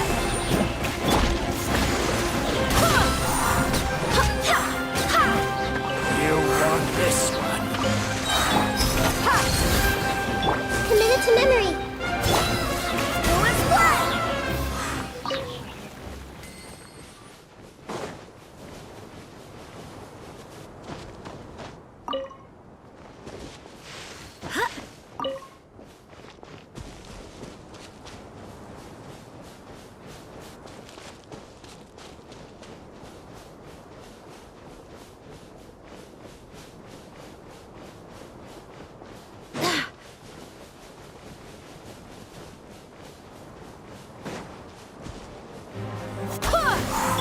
I see everything. Rest and revamp. Look alive. I'll Chill and split. You want this one?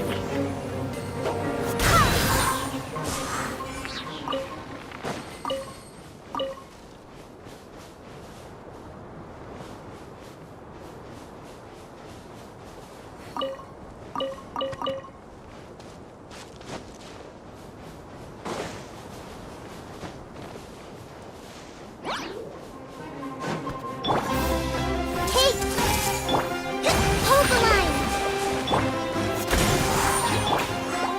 Buckle up.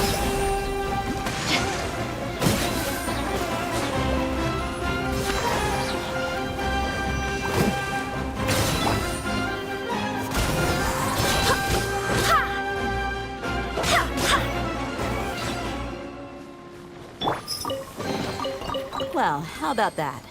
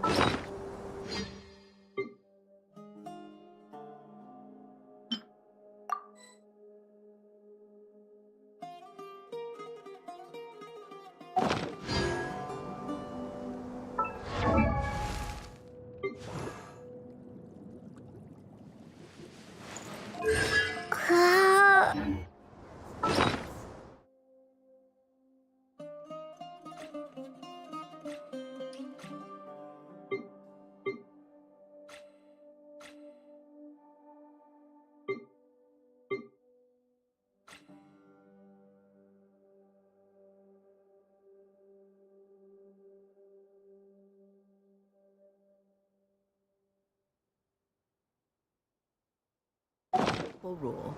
Whoever pays the most is your new boss.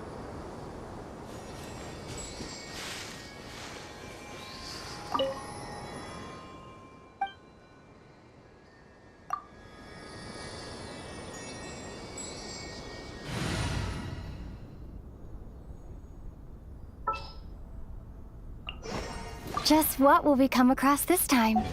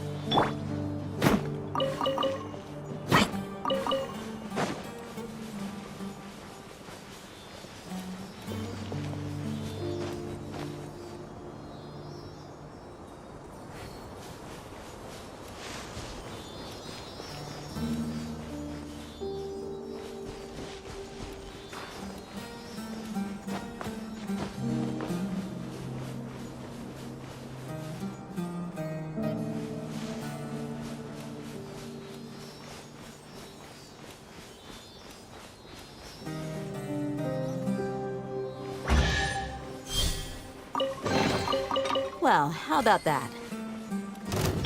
Everyone hold hands! Let's get it on!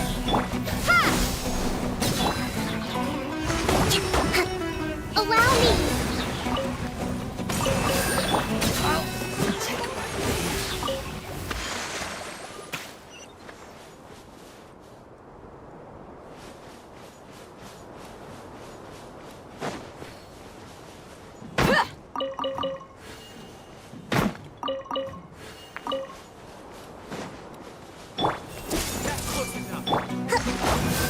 Hold the line! Walk alive! Scatter! I'll be back. You want this one?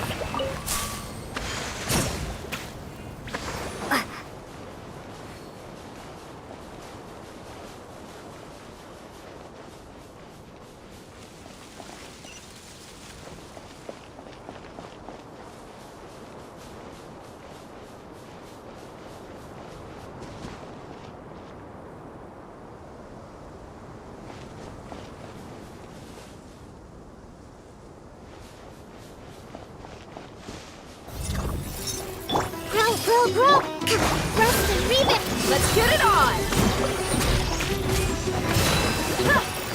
Propagate! Ah! Hi! Hi! Cha! Huh! Ah!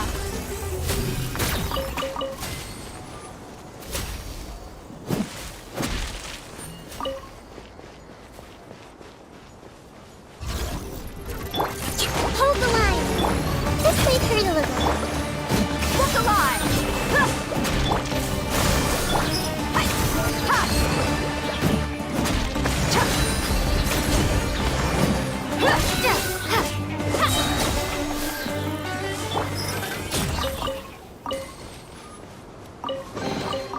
I could make a tidy sum selling some of this.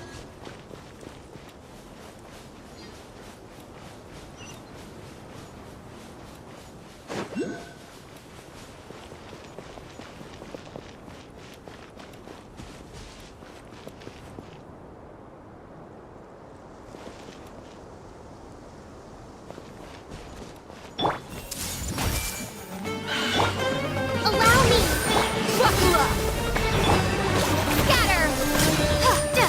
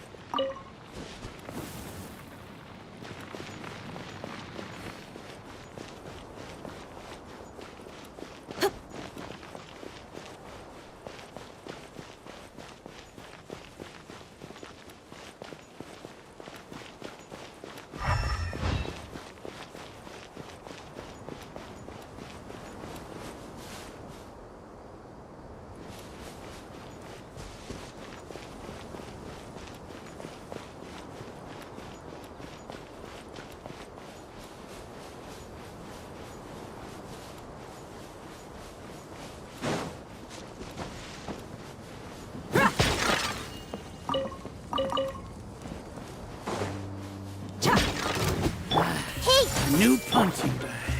Rest and rebuild! Take that! Need more.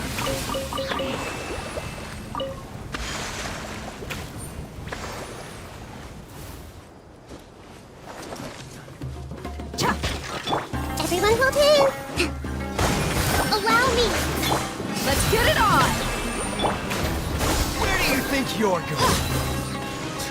Now you're testing my patience. Germinate! You're dead meat! Well,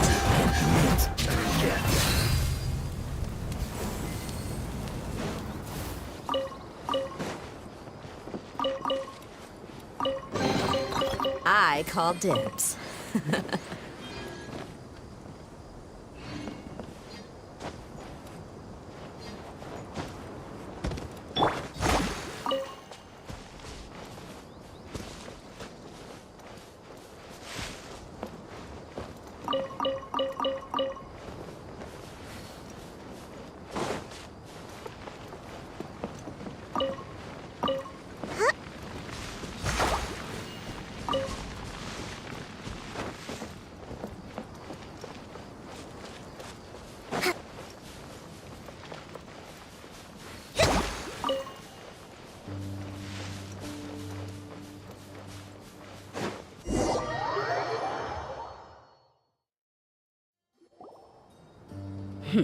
Seems like we're in luck.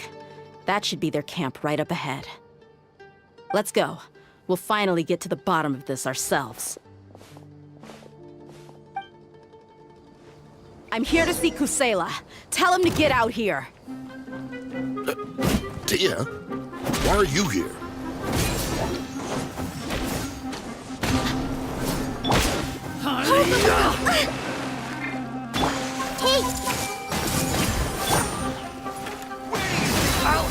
take my need.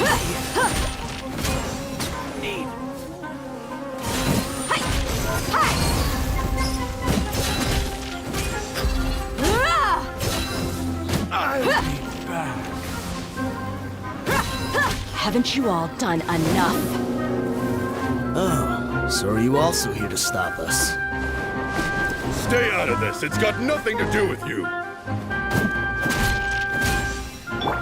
see everything. Rest and rebuild. Buckle up.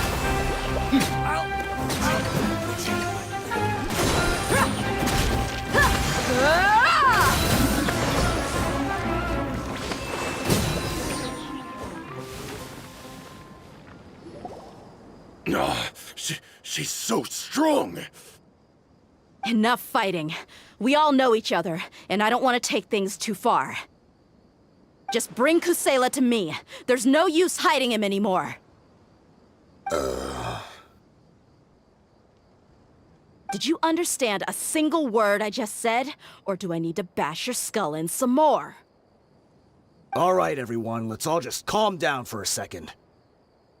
Dehya, the boss can't come out and see you anymore.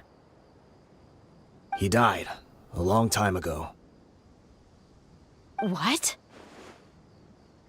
Seems like you've been out of the loop for a while. Guess that's for the best, though. At least, that's what the old man wanted.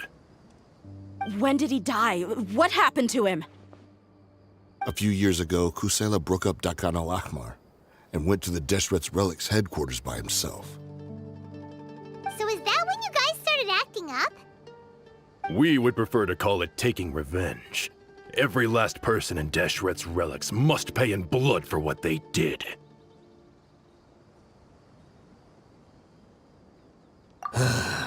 Let me start from the beginning. Dehya, do you know how the head of the Relics maintained order internally? Overwhelming strength and unquestionable authority? Those were a part of it, yes. But just those on their own weren't enough. They had another tool at their disposal. They called it a person's record. Regardless of whether they joined by their own will or were coerced, every person in Deshret's Relics were forced to leave a record of themselves at headquarters.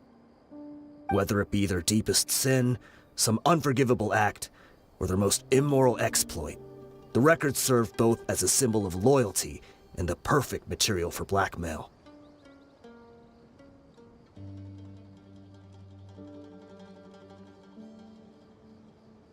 That's precisely it. Every one of us have a record. Me, Bashar, Tikriti, and all the boys who grew up with Dehya and ended up joining our ranks. But you, Dehya, you were never asked to provide a record, were you? I never even knew this was a requirement. You were probably the only person in all of Deshret's relics who didn't know about it. Ever since you were born, Boss had been trying to shield you from this organization's sinister rules. Not only that, but he also banned all of us from committing any nefarious acts. He said he'd take care of the dues we had to pay regularly to headquarters. But in the end, he was just an ordinary person. What could he do? He was forced to go to headquarters again and again to account for missed dues and incomplete records. He'd come up with all kinds of excuses and get beaten up as a result. We all knew he was doing that for you. He wanted to get you out of this world, no matter what it took. And that's why he became a shell of himself and couldn't walk without a cane. Wait, but that doesn't make any sense. I didn't know about any of this, and I'd never seen him get injured or beaten. Because you were too young at the time. How would you ever tell between wounds from a beating and wounds from battle? When you left home after that final argument with him, he seemed to age by a decade overnight. Even his hair went gray. So, even the blazing beasts were... Yep. It was all his doing. Had he not arranged them to come to you, you probably would have been reduced to a pulp before you ever left the desert. A few years ago, Boss said he needed to make another trip to headquarters. He was already pretty weak then, and we all assumed he was going to get beaten again. I suggested that he hand the role of leadership over to me, but he said there was no longer any need, since the Khan al-Ahmar would soon be no more. His words made no sense to me, but that night, we heard that a massive fire tore through headquarters and razed everyone's records to ash. Everyone gained their freedom that night. Many members fled, not just from our ranks, but from the other brigades as well. But how could we leave with a clear conscience? All of us who knew exactly what had happened. The boss can't have just died for nothing. Those heartless jerks at headquarters took him from us. From that point on, the sole purpose of the Khan al-Ahmar became revenge. The big fire that Boss started was quite a blow to headquarters' strength. It's given us the opportunity to launch our attack. Even though we're outnumbered, we vowed to see our revenge through to the very end. There were people from headquarters who changed their names and went into hiding. Some fled to other brigades, and others escaped to the rainforest. But we won't let any of them escape our wrath. They'll all pay for what they've done. We've suffered plenty of losses as well. To keep going, we need an enormous amount of supplies, from food and medicine to weaponry and explosives. All we can do is exchange our loot from Mora, and then use that to get supplies. We forged Boss's handwriting and sent out many letters to his former friends. Thankfully, many people were willing to come to our aid. We were also able to attract many mercenaries who shared our goal. We've endured unspeakable pain to win many impossible battles.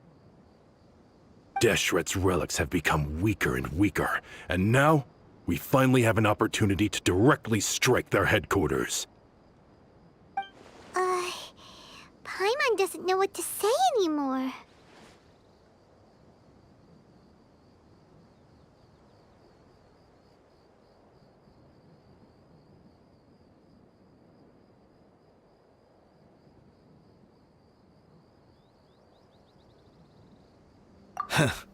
We do know right from wrong, but we were sinners from the very beginning.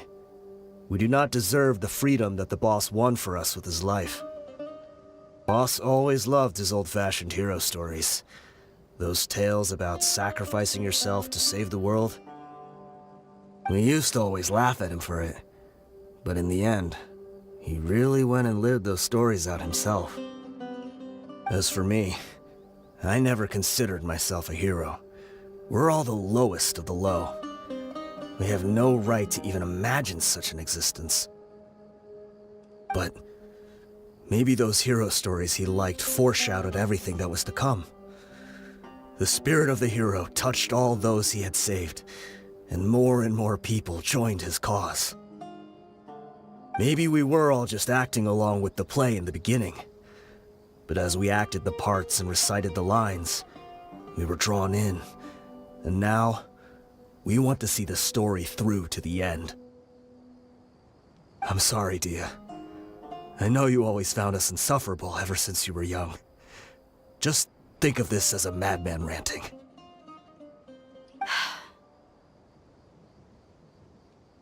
I'll go with you. Huh? Dehya? You wanna go with them? I grew up with these guys, and I know they're not bad people. It's just that some situations get so bad that it's difficult to tell good from evil. All I know is that Deshret's relics must be destroyed. Furthermore, I want to go see the place for myself. I want to know if my father is still there. I know you don't want to get involved in this, so there's no need for you to tag along. I can do this on my own.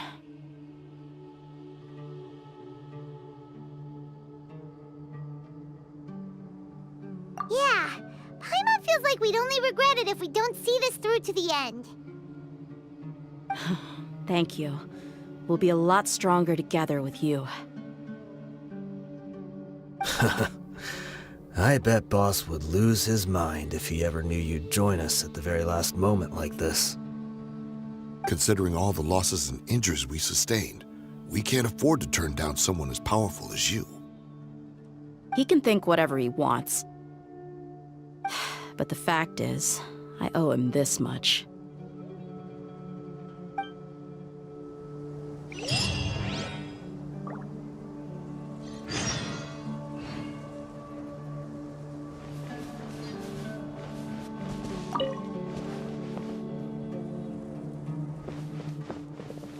I guess it all comes down to this.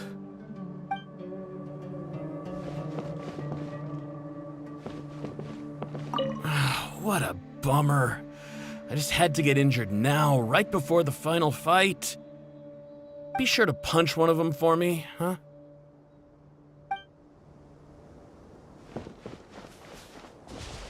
Everyone hold it. Deshret's relics are about to become history. Hey! I guess it all comes down to this. Oh, my son.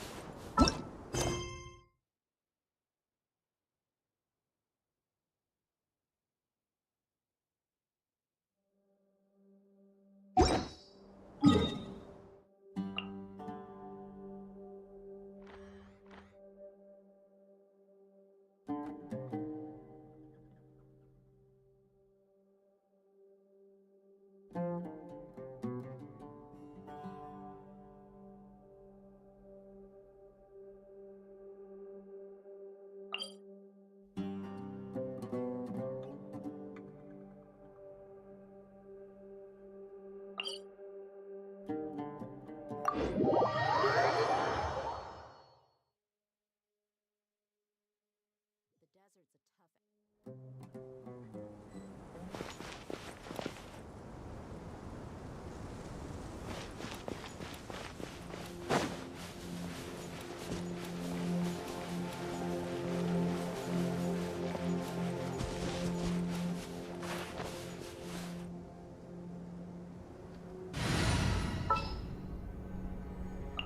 We may leave at any time.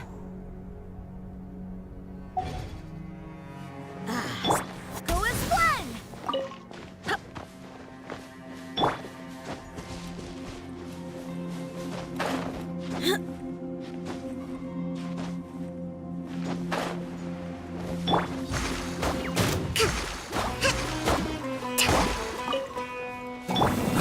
Grow! Uphill battle!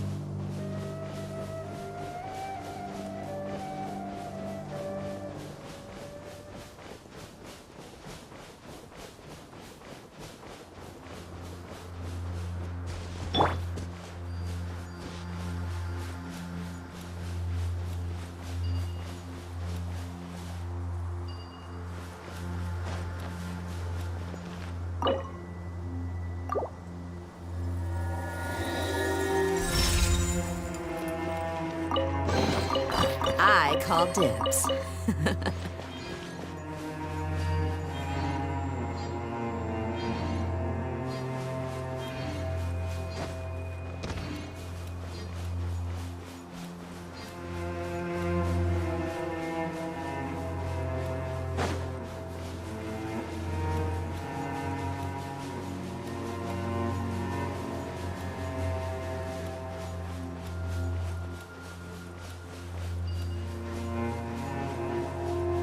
Is this the entrance?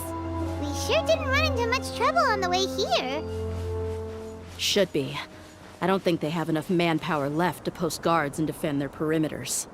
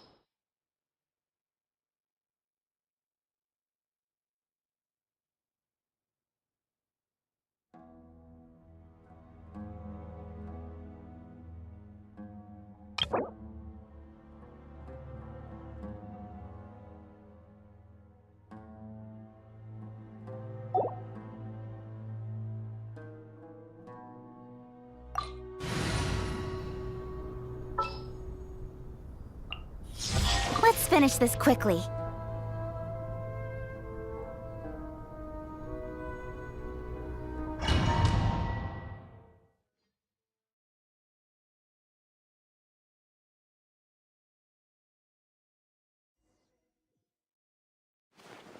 Wow.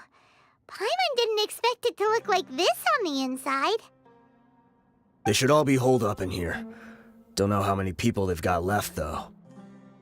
Who cares? We'll round up all of them. Still, we should be careful. Even if they've only got one shot left, it could still take us out. Yeah, we'll know what they're really capable of once we've landed some hits on them. Deshret's relics may have been a force to be reckoned with before, but their name means nothing now. Yeah, they don't stand a chance with you here. I'll take the lead. I've been here once before.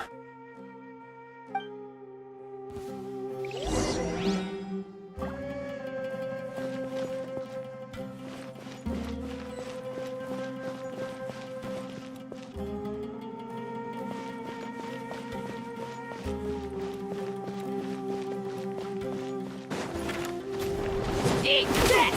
Look alive! Let's move out. Hold the line. Everyone hold hands. Incoming!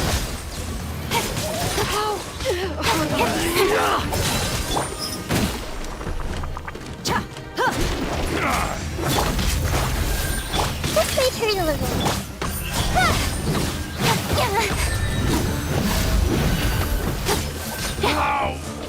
Scratch new punching bag.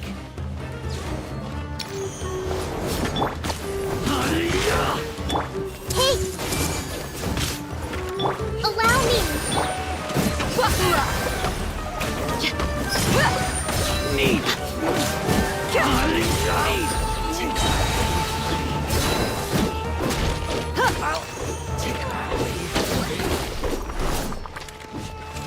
Everyone hold hands! Rest and rebuild!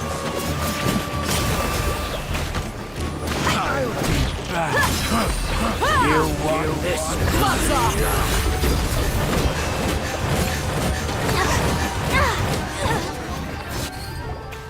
This way, follow me. We're almost there. Wait!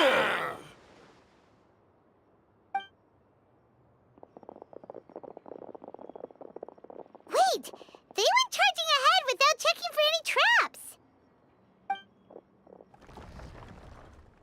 Hey, you guys okay?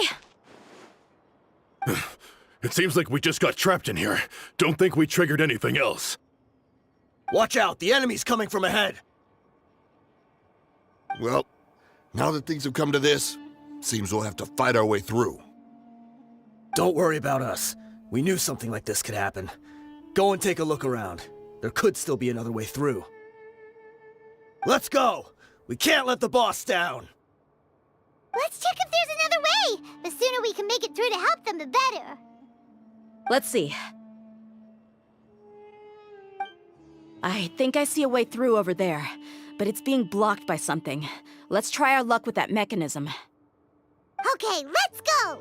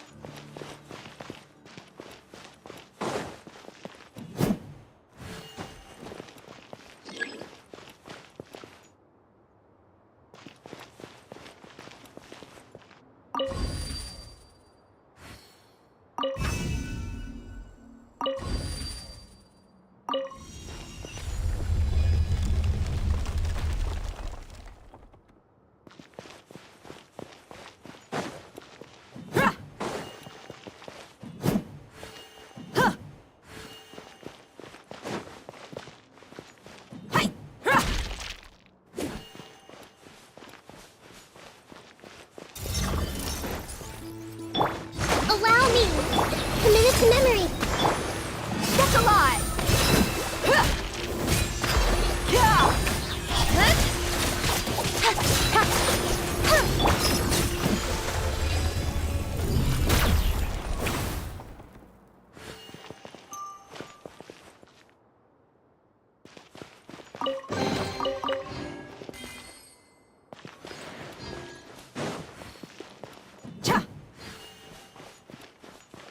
Another mechanism like the one before, but this one's being blocked off in the middle. We just need to adjust it a little.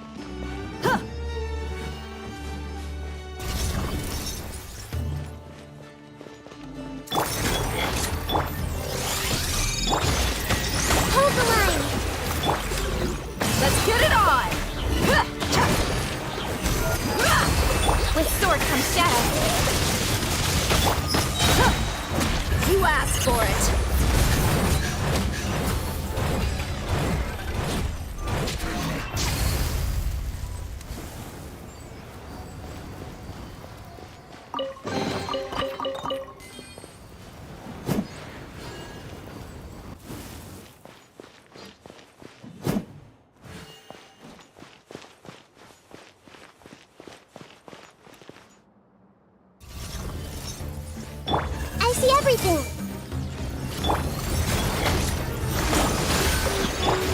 Buckle up! Speed of light! Grow, grow, grow!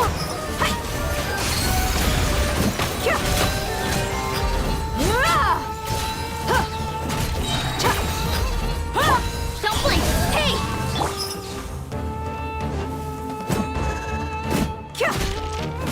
Look alive!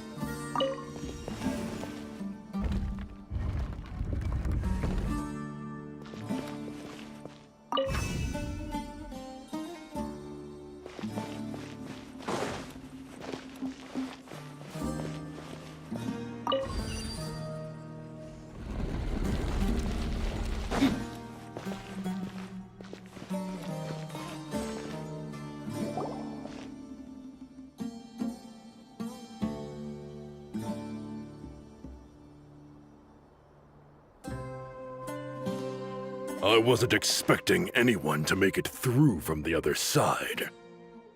But as a desert dweller, I suppose we should be used to our folks defying all expectations. Don't waste your breath. You have nowhere to run. Run? Had I wanted to run, I would have fled 1,000 times already. I witnessed the golden age of Deshret's relics. Even if I could leave this place behind, all that awaits me now are endless days of humiliation and ruin. Even now, my brothers and I still believe in one thing. The greatest should never live to remember their fall. So you want to go out in a blaze of glory? Let us draw our weapons! We will show them the true power King Deshret bestowed upon his followers. They are but two, while we hold within ourselves the entirety of the relic's glory!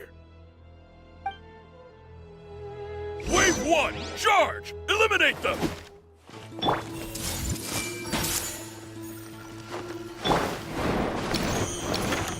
Allow me! I'll be back! I'll take my wing. Take that!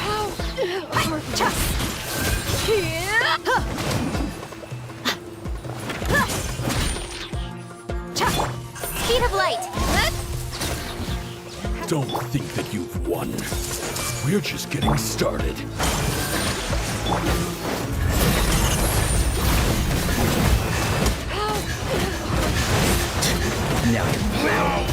King Deshret will not abandon any one of his followers.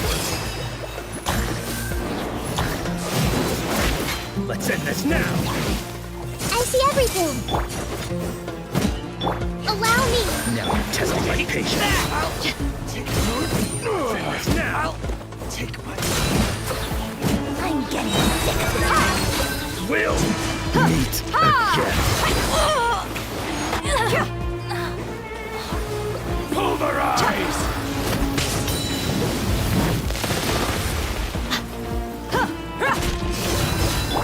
Grow. Hold the line.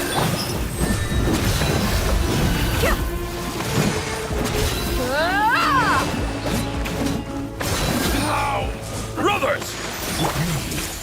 This is where we prove our faith.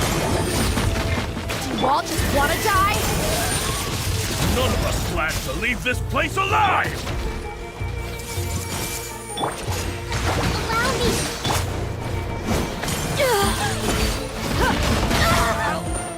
You asked for it. Send your sacrifices ready.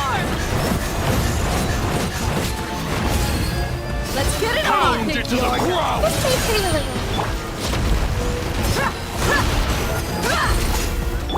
Hey! Don't blink!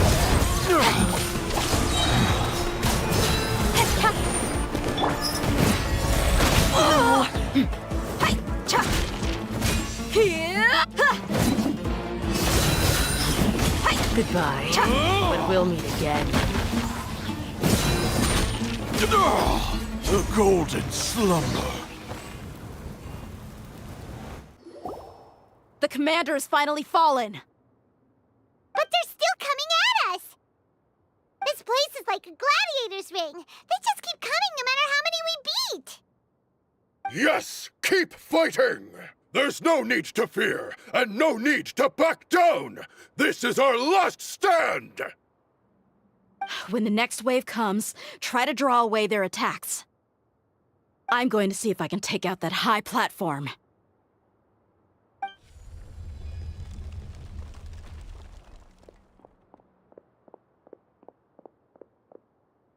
Get out of my way! Come and face me, Michel! Ugh, so they've broken through the front as well.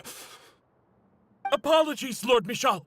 They fight like absolute madmen. No matter how much we throw at them, they just keep coming for more.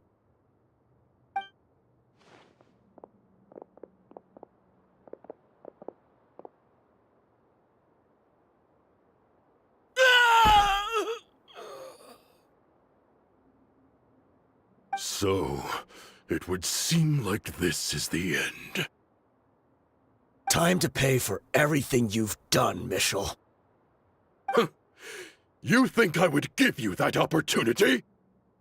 I will be buried in the sand alongside all the rest of our fading glory. Hey, wait!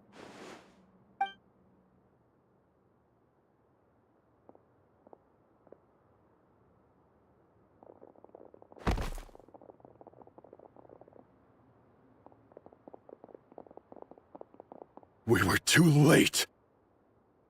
It's over. There's no more need to fight. But if you're still going to cling on to your so-called mercenary's pride, then I'll give you all a good beating as well.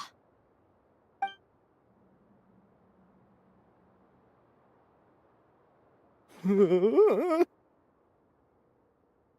Dehya! I found the mechanism. I'll get you all back up here right away.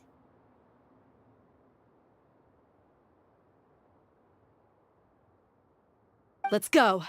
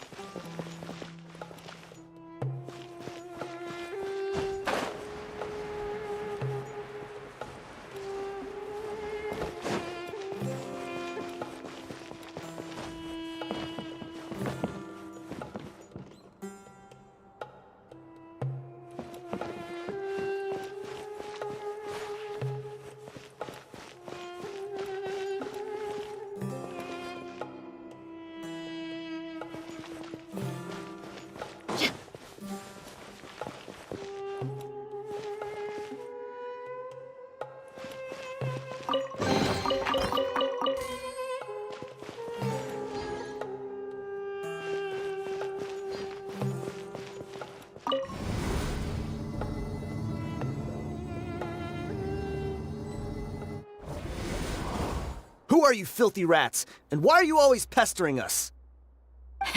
You call yourself a member of the infamous Deshret's relics, and you still can't even tell who's made it all the way to your headquarters?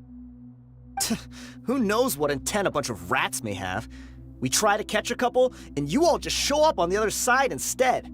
How are we supposed to figure out what you're after? Hey, have you ever heard of a man by the name of Kusela? Why would I know? It's not like I'm in charge or anything. This is your last chance to talk. Hey, I said I don't know anything. I'm just an average member here. I'm telling the truth. If you're here to find someone, why don't you look through the records yourselves? Who can remember every name and face with so many people coming in and out every day? The irony. His life became a light for so many, yet to others, it wasn't even worth remembering. Where's the records room? Answer me! It's right over there. All the files are in there. You can go through them as much as you want. It's not like any of them still matter anyway. I mean the old records room. The old records room? You mean, the one that got burned down? Kusela. Ah, yeah, I remember him now. The guy who could hardly walk. Watch your mouth. That's our boss you're talking about. He was definitely faking it. We all let our guard down as soon as we saw him come hobbling in. But in the short time it supposedly took him to take a dump, he'd already gotten away and started a fire in the records room. He couldn't have possibly outrun us if he wasn't a fraud. And after that, Deshret's relics fell into complete disarray. Stop wasting our time. Every one of us here is perfectly aware of what he had done. Tell me, where is the old records room? It's just over there. Go see it for yourself if it means that much to you. There's nothing left in there but ashes. No human could ever survive that kind of inferno. Bashar, Tikriti, let's go. We'll leave the others here to guard these guys. Spare them no mercy if they try anything.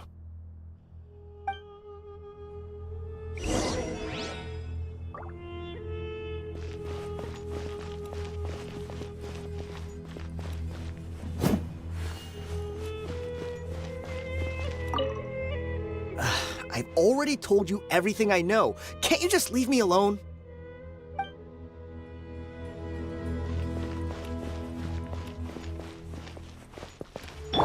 Everyone hold hands. Crazy. Every last one of them.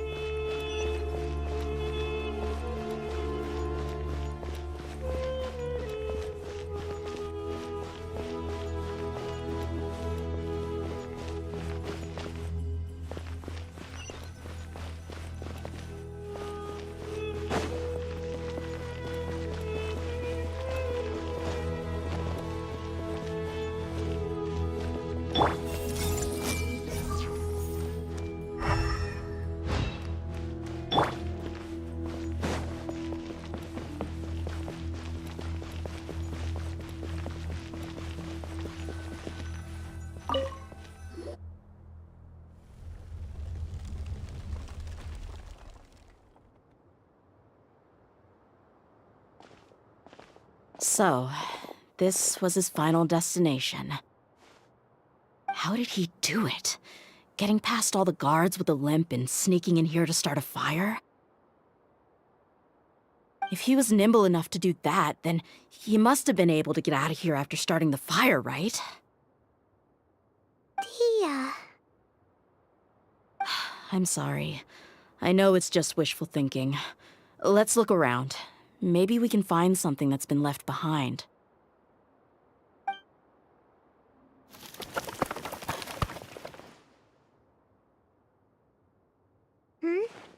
Is this a cane? It must be the one that Dehya's father used. Kusela. Thanks for everything, boss. We're fortunate to somehow find that cane after that fire. Let's split up and look around some more. What if something else has been left behind? But what else could survive a fire like that? Huh?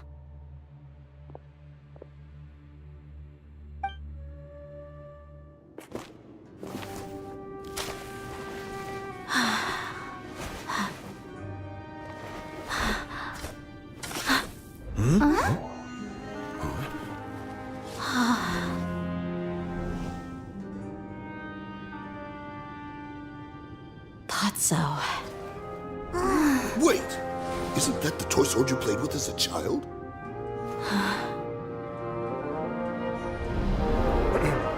The dragon is no more, for Princess Dehya has slain it. Its head now hangs above the city gates. Her bravery has brought eternal peace and prosperity to us all. Dehya, come on. This is the most important line. You can do it. But Dehya, you defeated the dragon. Everyone's waiting for your speech. Still too shy, huh? All right, I'll do it. I hereby proclaim our victory. Evil shall plague us no more.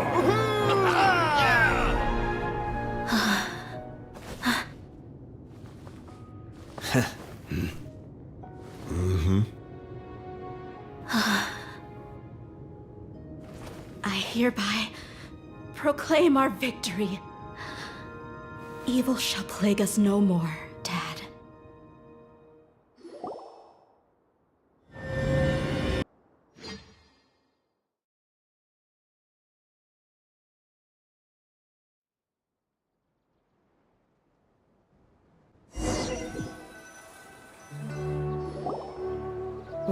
What's this? Don't you remember? You asked Paimon what she would do if she were to wake up tomorrow with loads of money. And Paimon said that she would get boatloads of tasty snacks. You looked super confused at the time, but said it was an adorable thing to say. These opportunities don't come by often. So today, Paimon's gonna treat you to a special crash course on Paimon's life philosophy.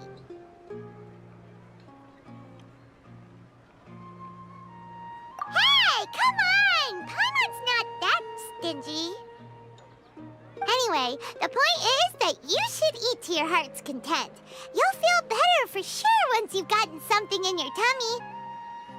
Junior Azad will also be here shortly. She's already heard that we're back. Aw, thanks, you two. Honestly, this is very unlike me. I just had a lot on my mind on our way back, so I didn't know what to say. My chest was filled with all kinds of intense emotions. They just shook me even more than all the feelings we've shared during our previous adventures. But when everything came to an end, those emotions also vanished without a trace, and I was left feeling more empty than ever before. It was as if I'd lost the thing that was most important to me. Yeah, you're right. To many mercenaries, Mora is the most important thing in the world. But perhaps to us, it's the most worthless thing of all. Idrisi and the others all used to say that they would quit if there was no Mora to be had. But when it came to avenging my father, there was no Mora to be made anywhere.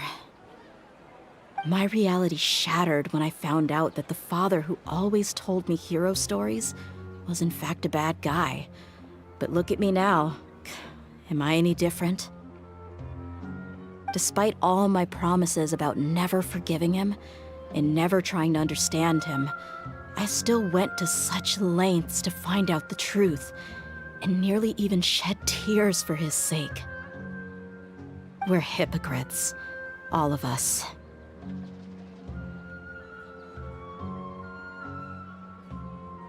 Yeah, you're right. It's just a pity that we often only recognize our true feelings after it's already too late. You're back! Are all of you all right? Ah, there she is! Yeah. Many people from the Corps of 30 came over, and I just wrapped up everything with my dad. All I can do now is wait for their verdict. Huh? Dehya, you're looking quite down again. Paimon will explain. A lot happened while we were gone.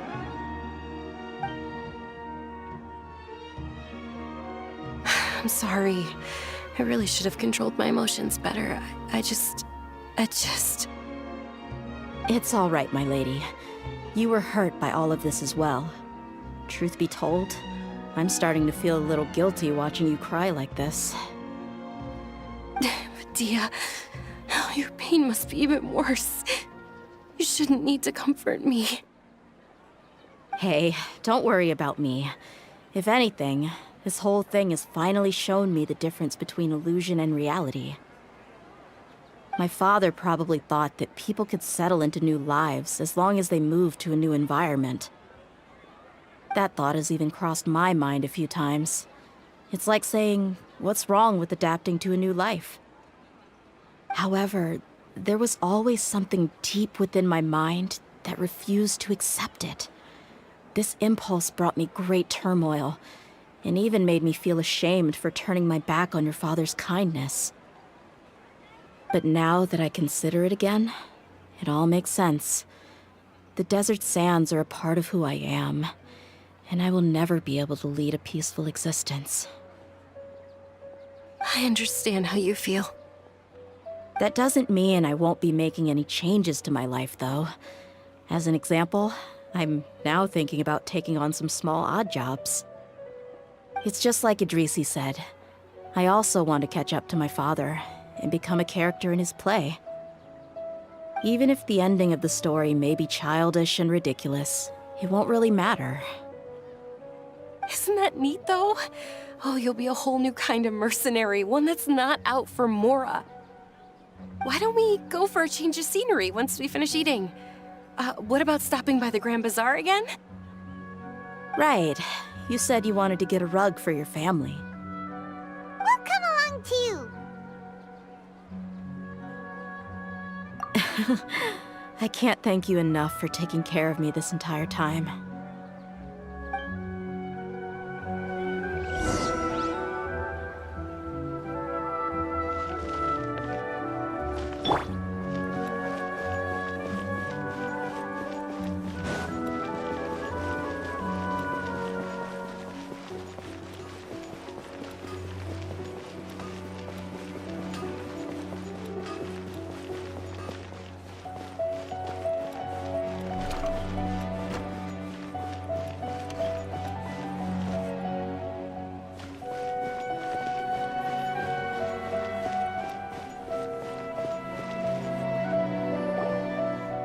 This rug here is quite something.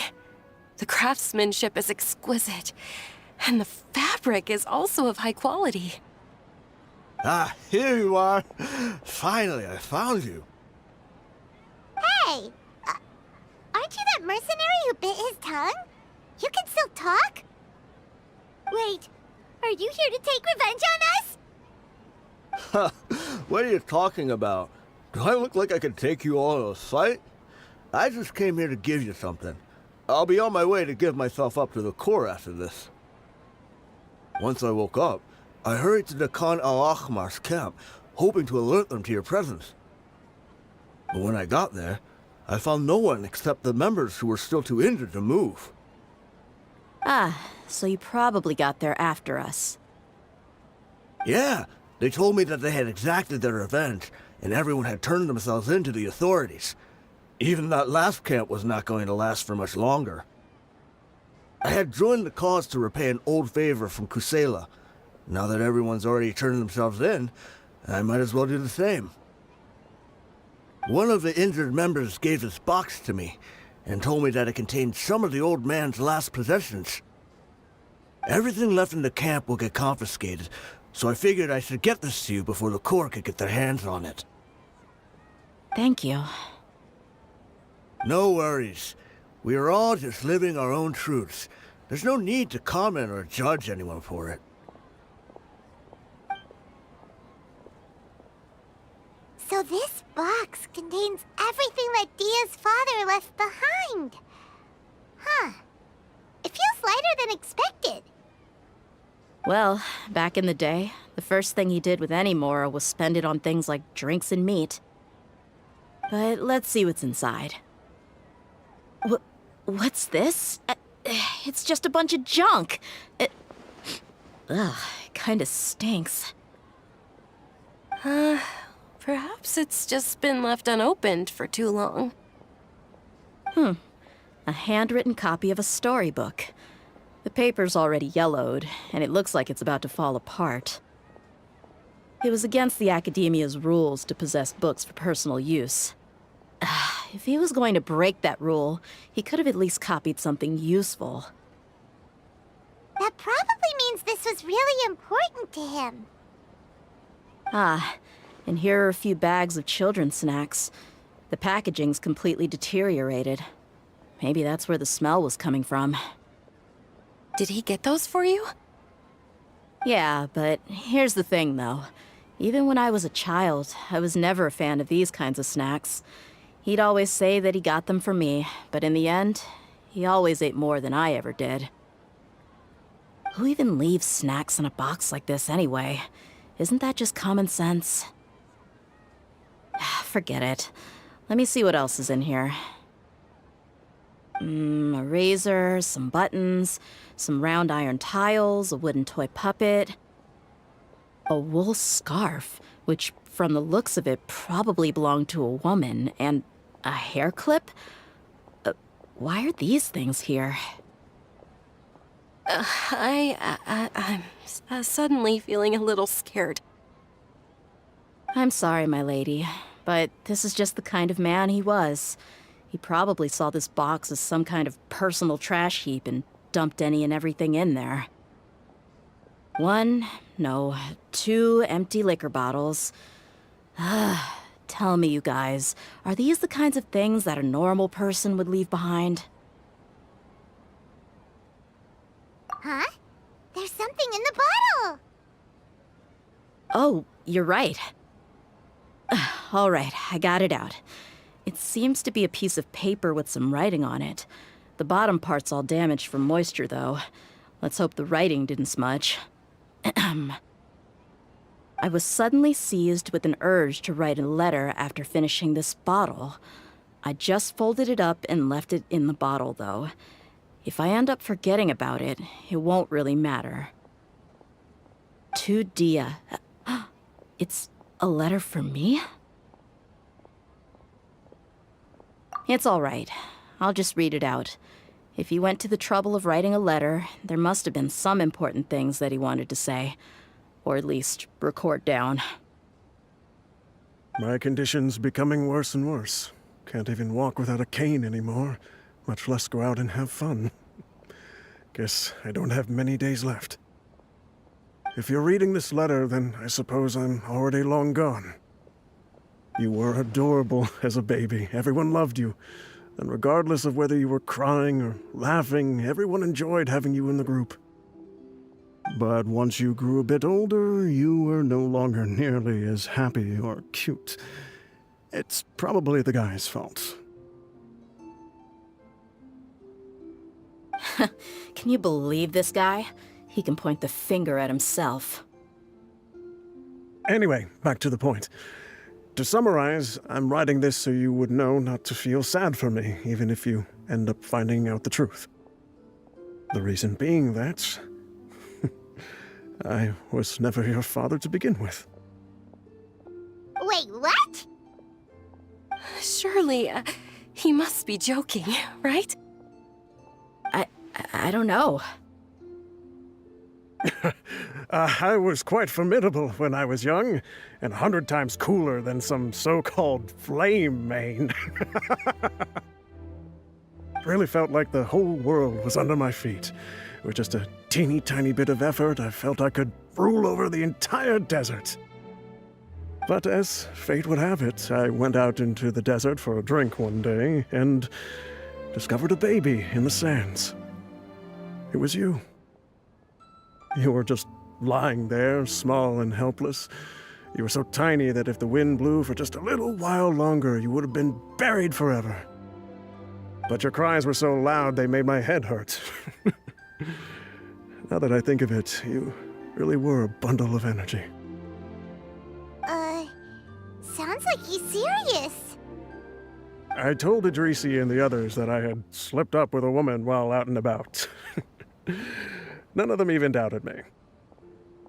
I'm sorry that I had to lie to them for so long, but I really had no other choice. I was their most esteemed leader, after all. It's not like I could just tell them that I suddenly wanted to play at being a father. At this rate, I'll puke up all the liquor I just drank from this bottle. Anyway, Dehya, you possess the kind of freedom and kindness that we could only dream of. As far as how you should live your life, that'll be up to you to decide. That's the end of the letter.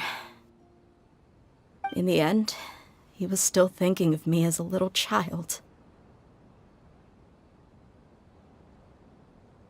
I suppose, or I would have suffocated under the sand a long time ago. He was a good father to you. The fact that he wasn't a blood relative doesn't change that. Yeah. It's just a pity that we had to learn the truth of everything like this. Do you already have some ideas about the decision that he wanted you to make? I do. If he first found me alone in the sands, then I want to try my hand at finding the person who abandoned me. I just have one wish. To tell them a story. That there once existed a childish and foolish jerk with a heart of gold. And that only under his care was I able to grow and mature into the person I am today. If you end up finding any leads, can you share them with us? We go on adventures all the time. Maybe we'll be able to find some information for you. Sure, I appreciate it. I wasn't expecting you to be so enthusiastic.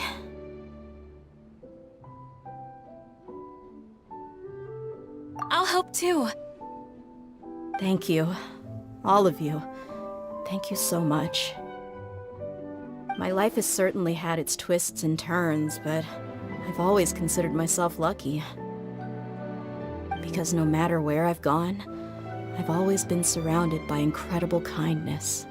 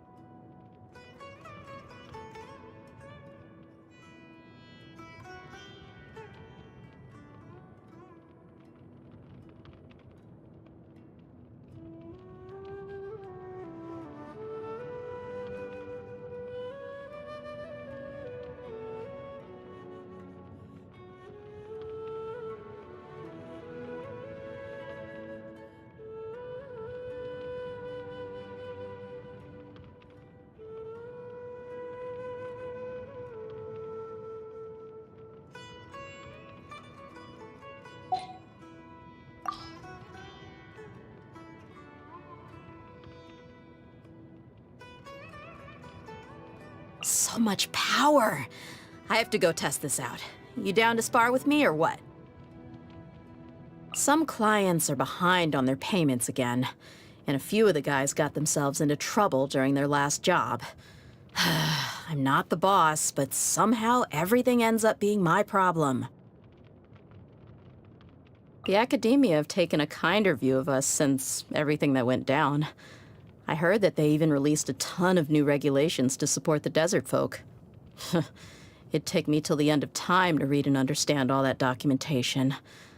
I just hope from now on, the Wall of Samiel will only mark the place where sandstorms end, rather than my folks' hopes and dreams. Most mercs are looking to make their fortune and leave their mark. They take on the hardest jobs they can find, hoping to earn as much mora and prestige as possible. Some are lucky enough to survive and become legends, while others disappear into the desert before anyone's learned their name. I don't have any grand aspirations, though. I just want to keep the people I care about safe, so they can live their lives in peace. Of course, I won't complain if I can make some extra mora along the way.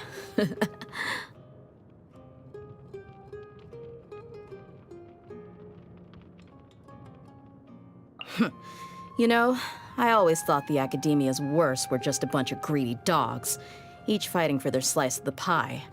Nope. Turns out they were a vicious pack of wolves who betrayed the whole nation. If you want my opinion, Lesser Lord Kusanali was too good to them. Those animals didn't deserve her mercy. She should have broken every single bone in their bodies.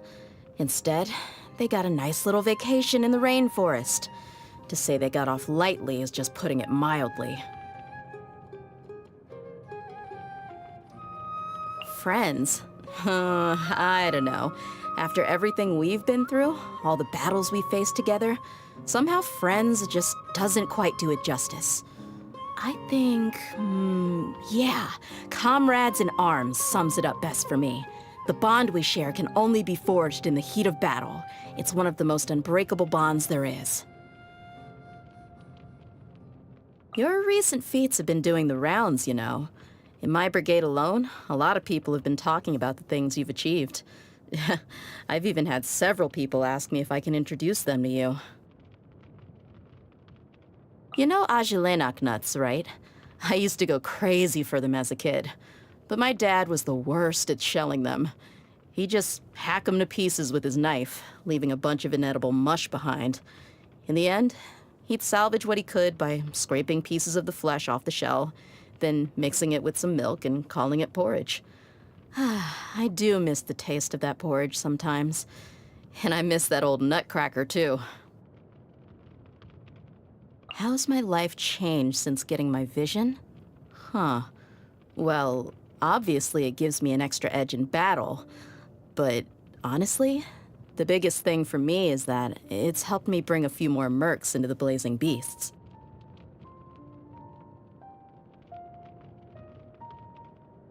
Kusela was his name. As a merc, he had a slapdash way of working, and a whole lot of bravado.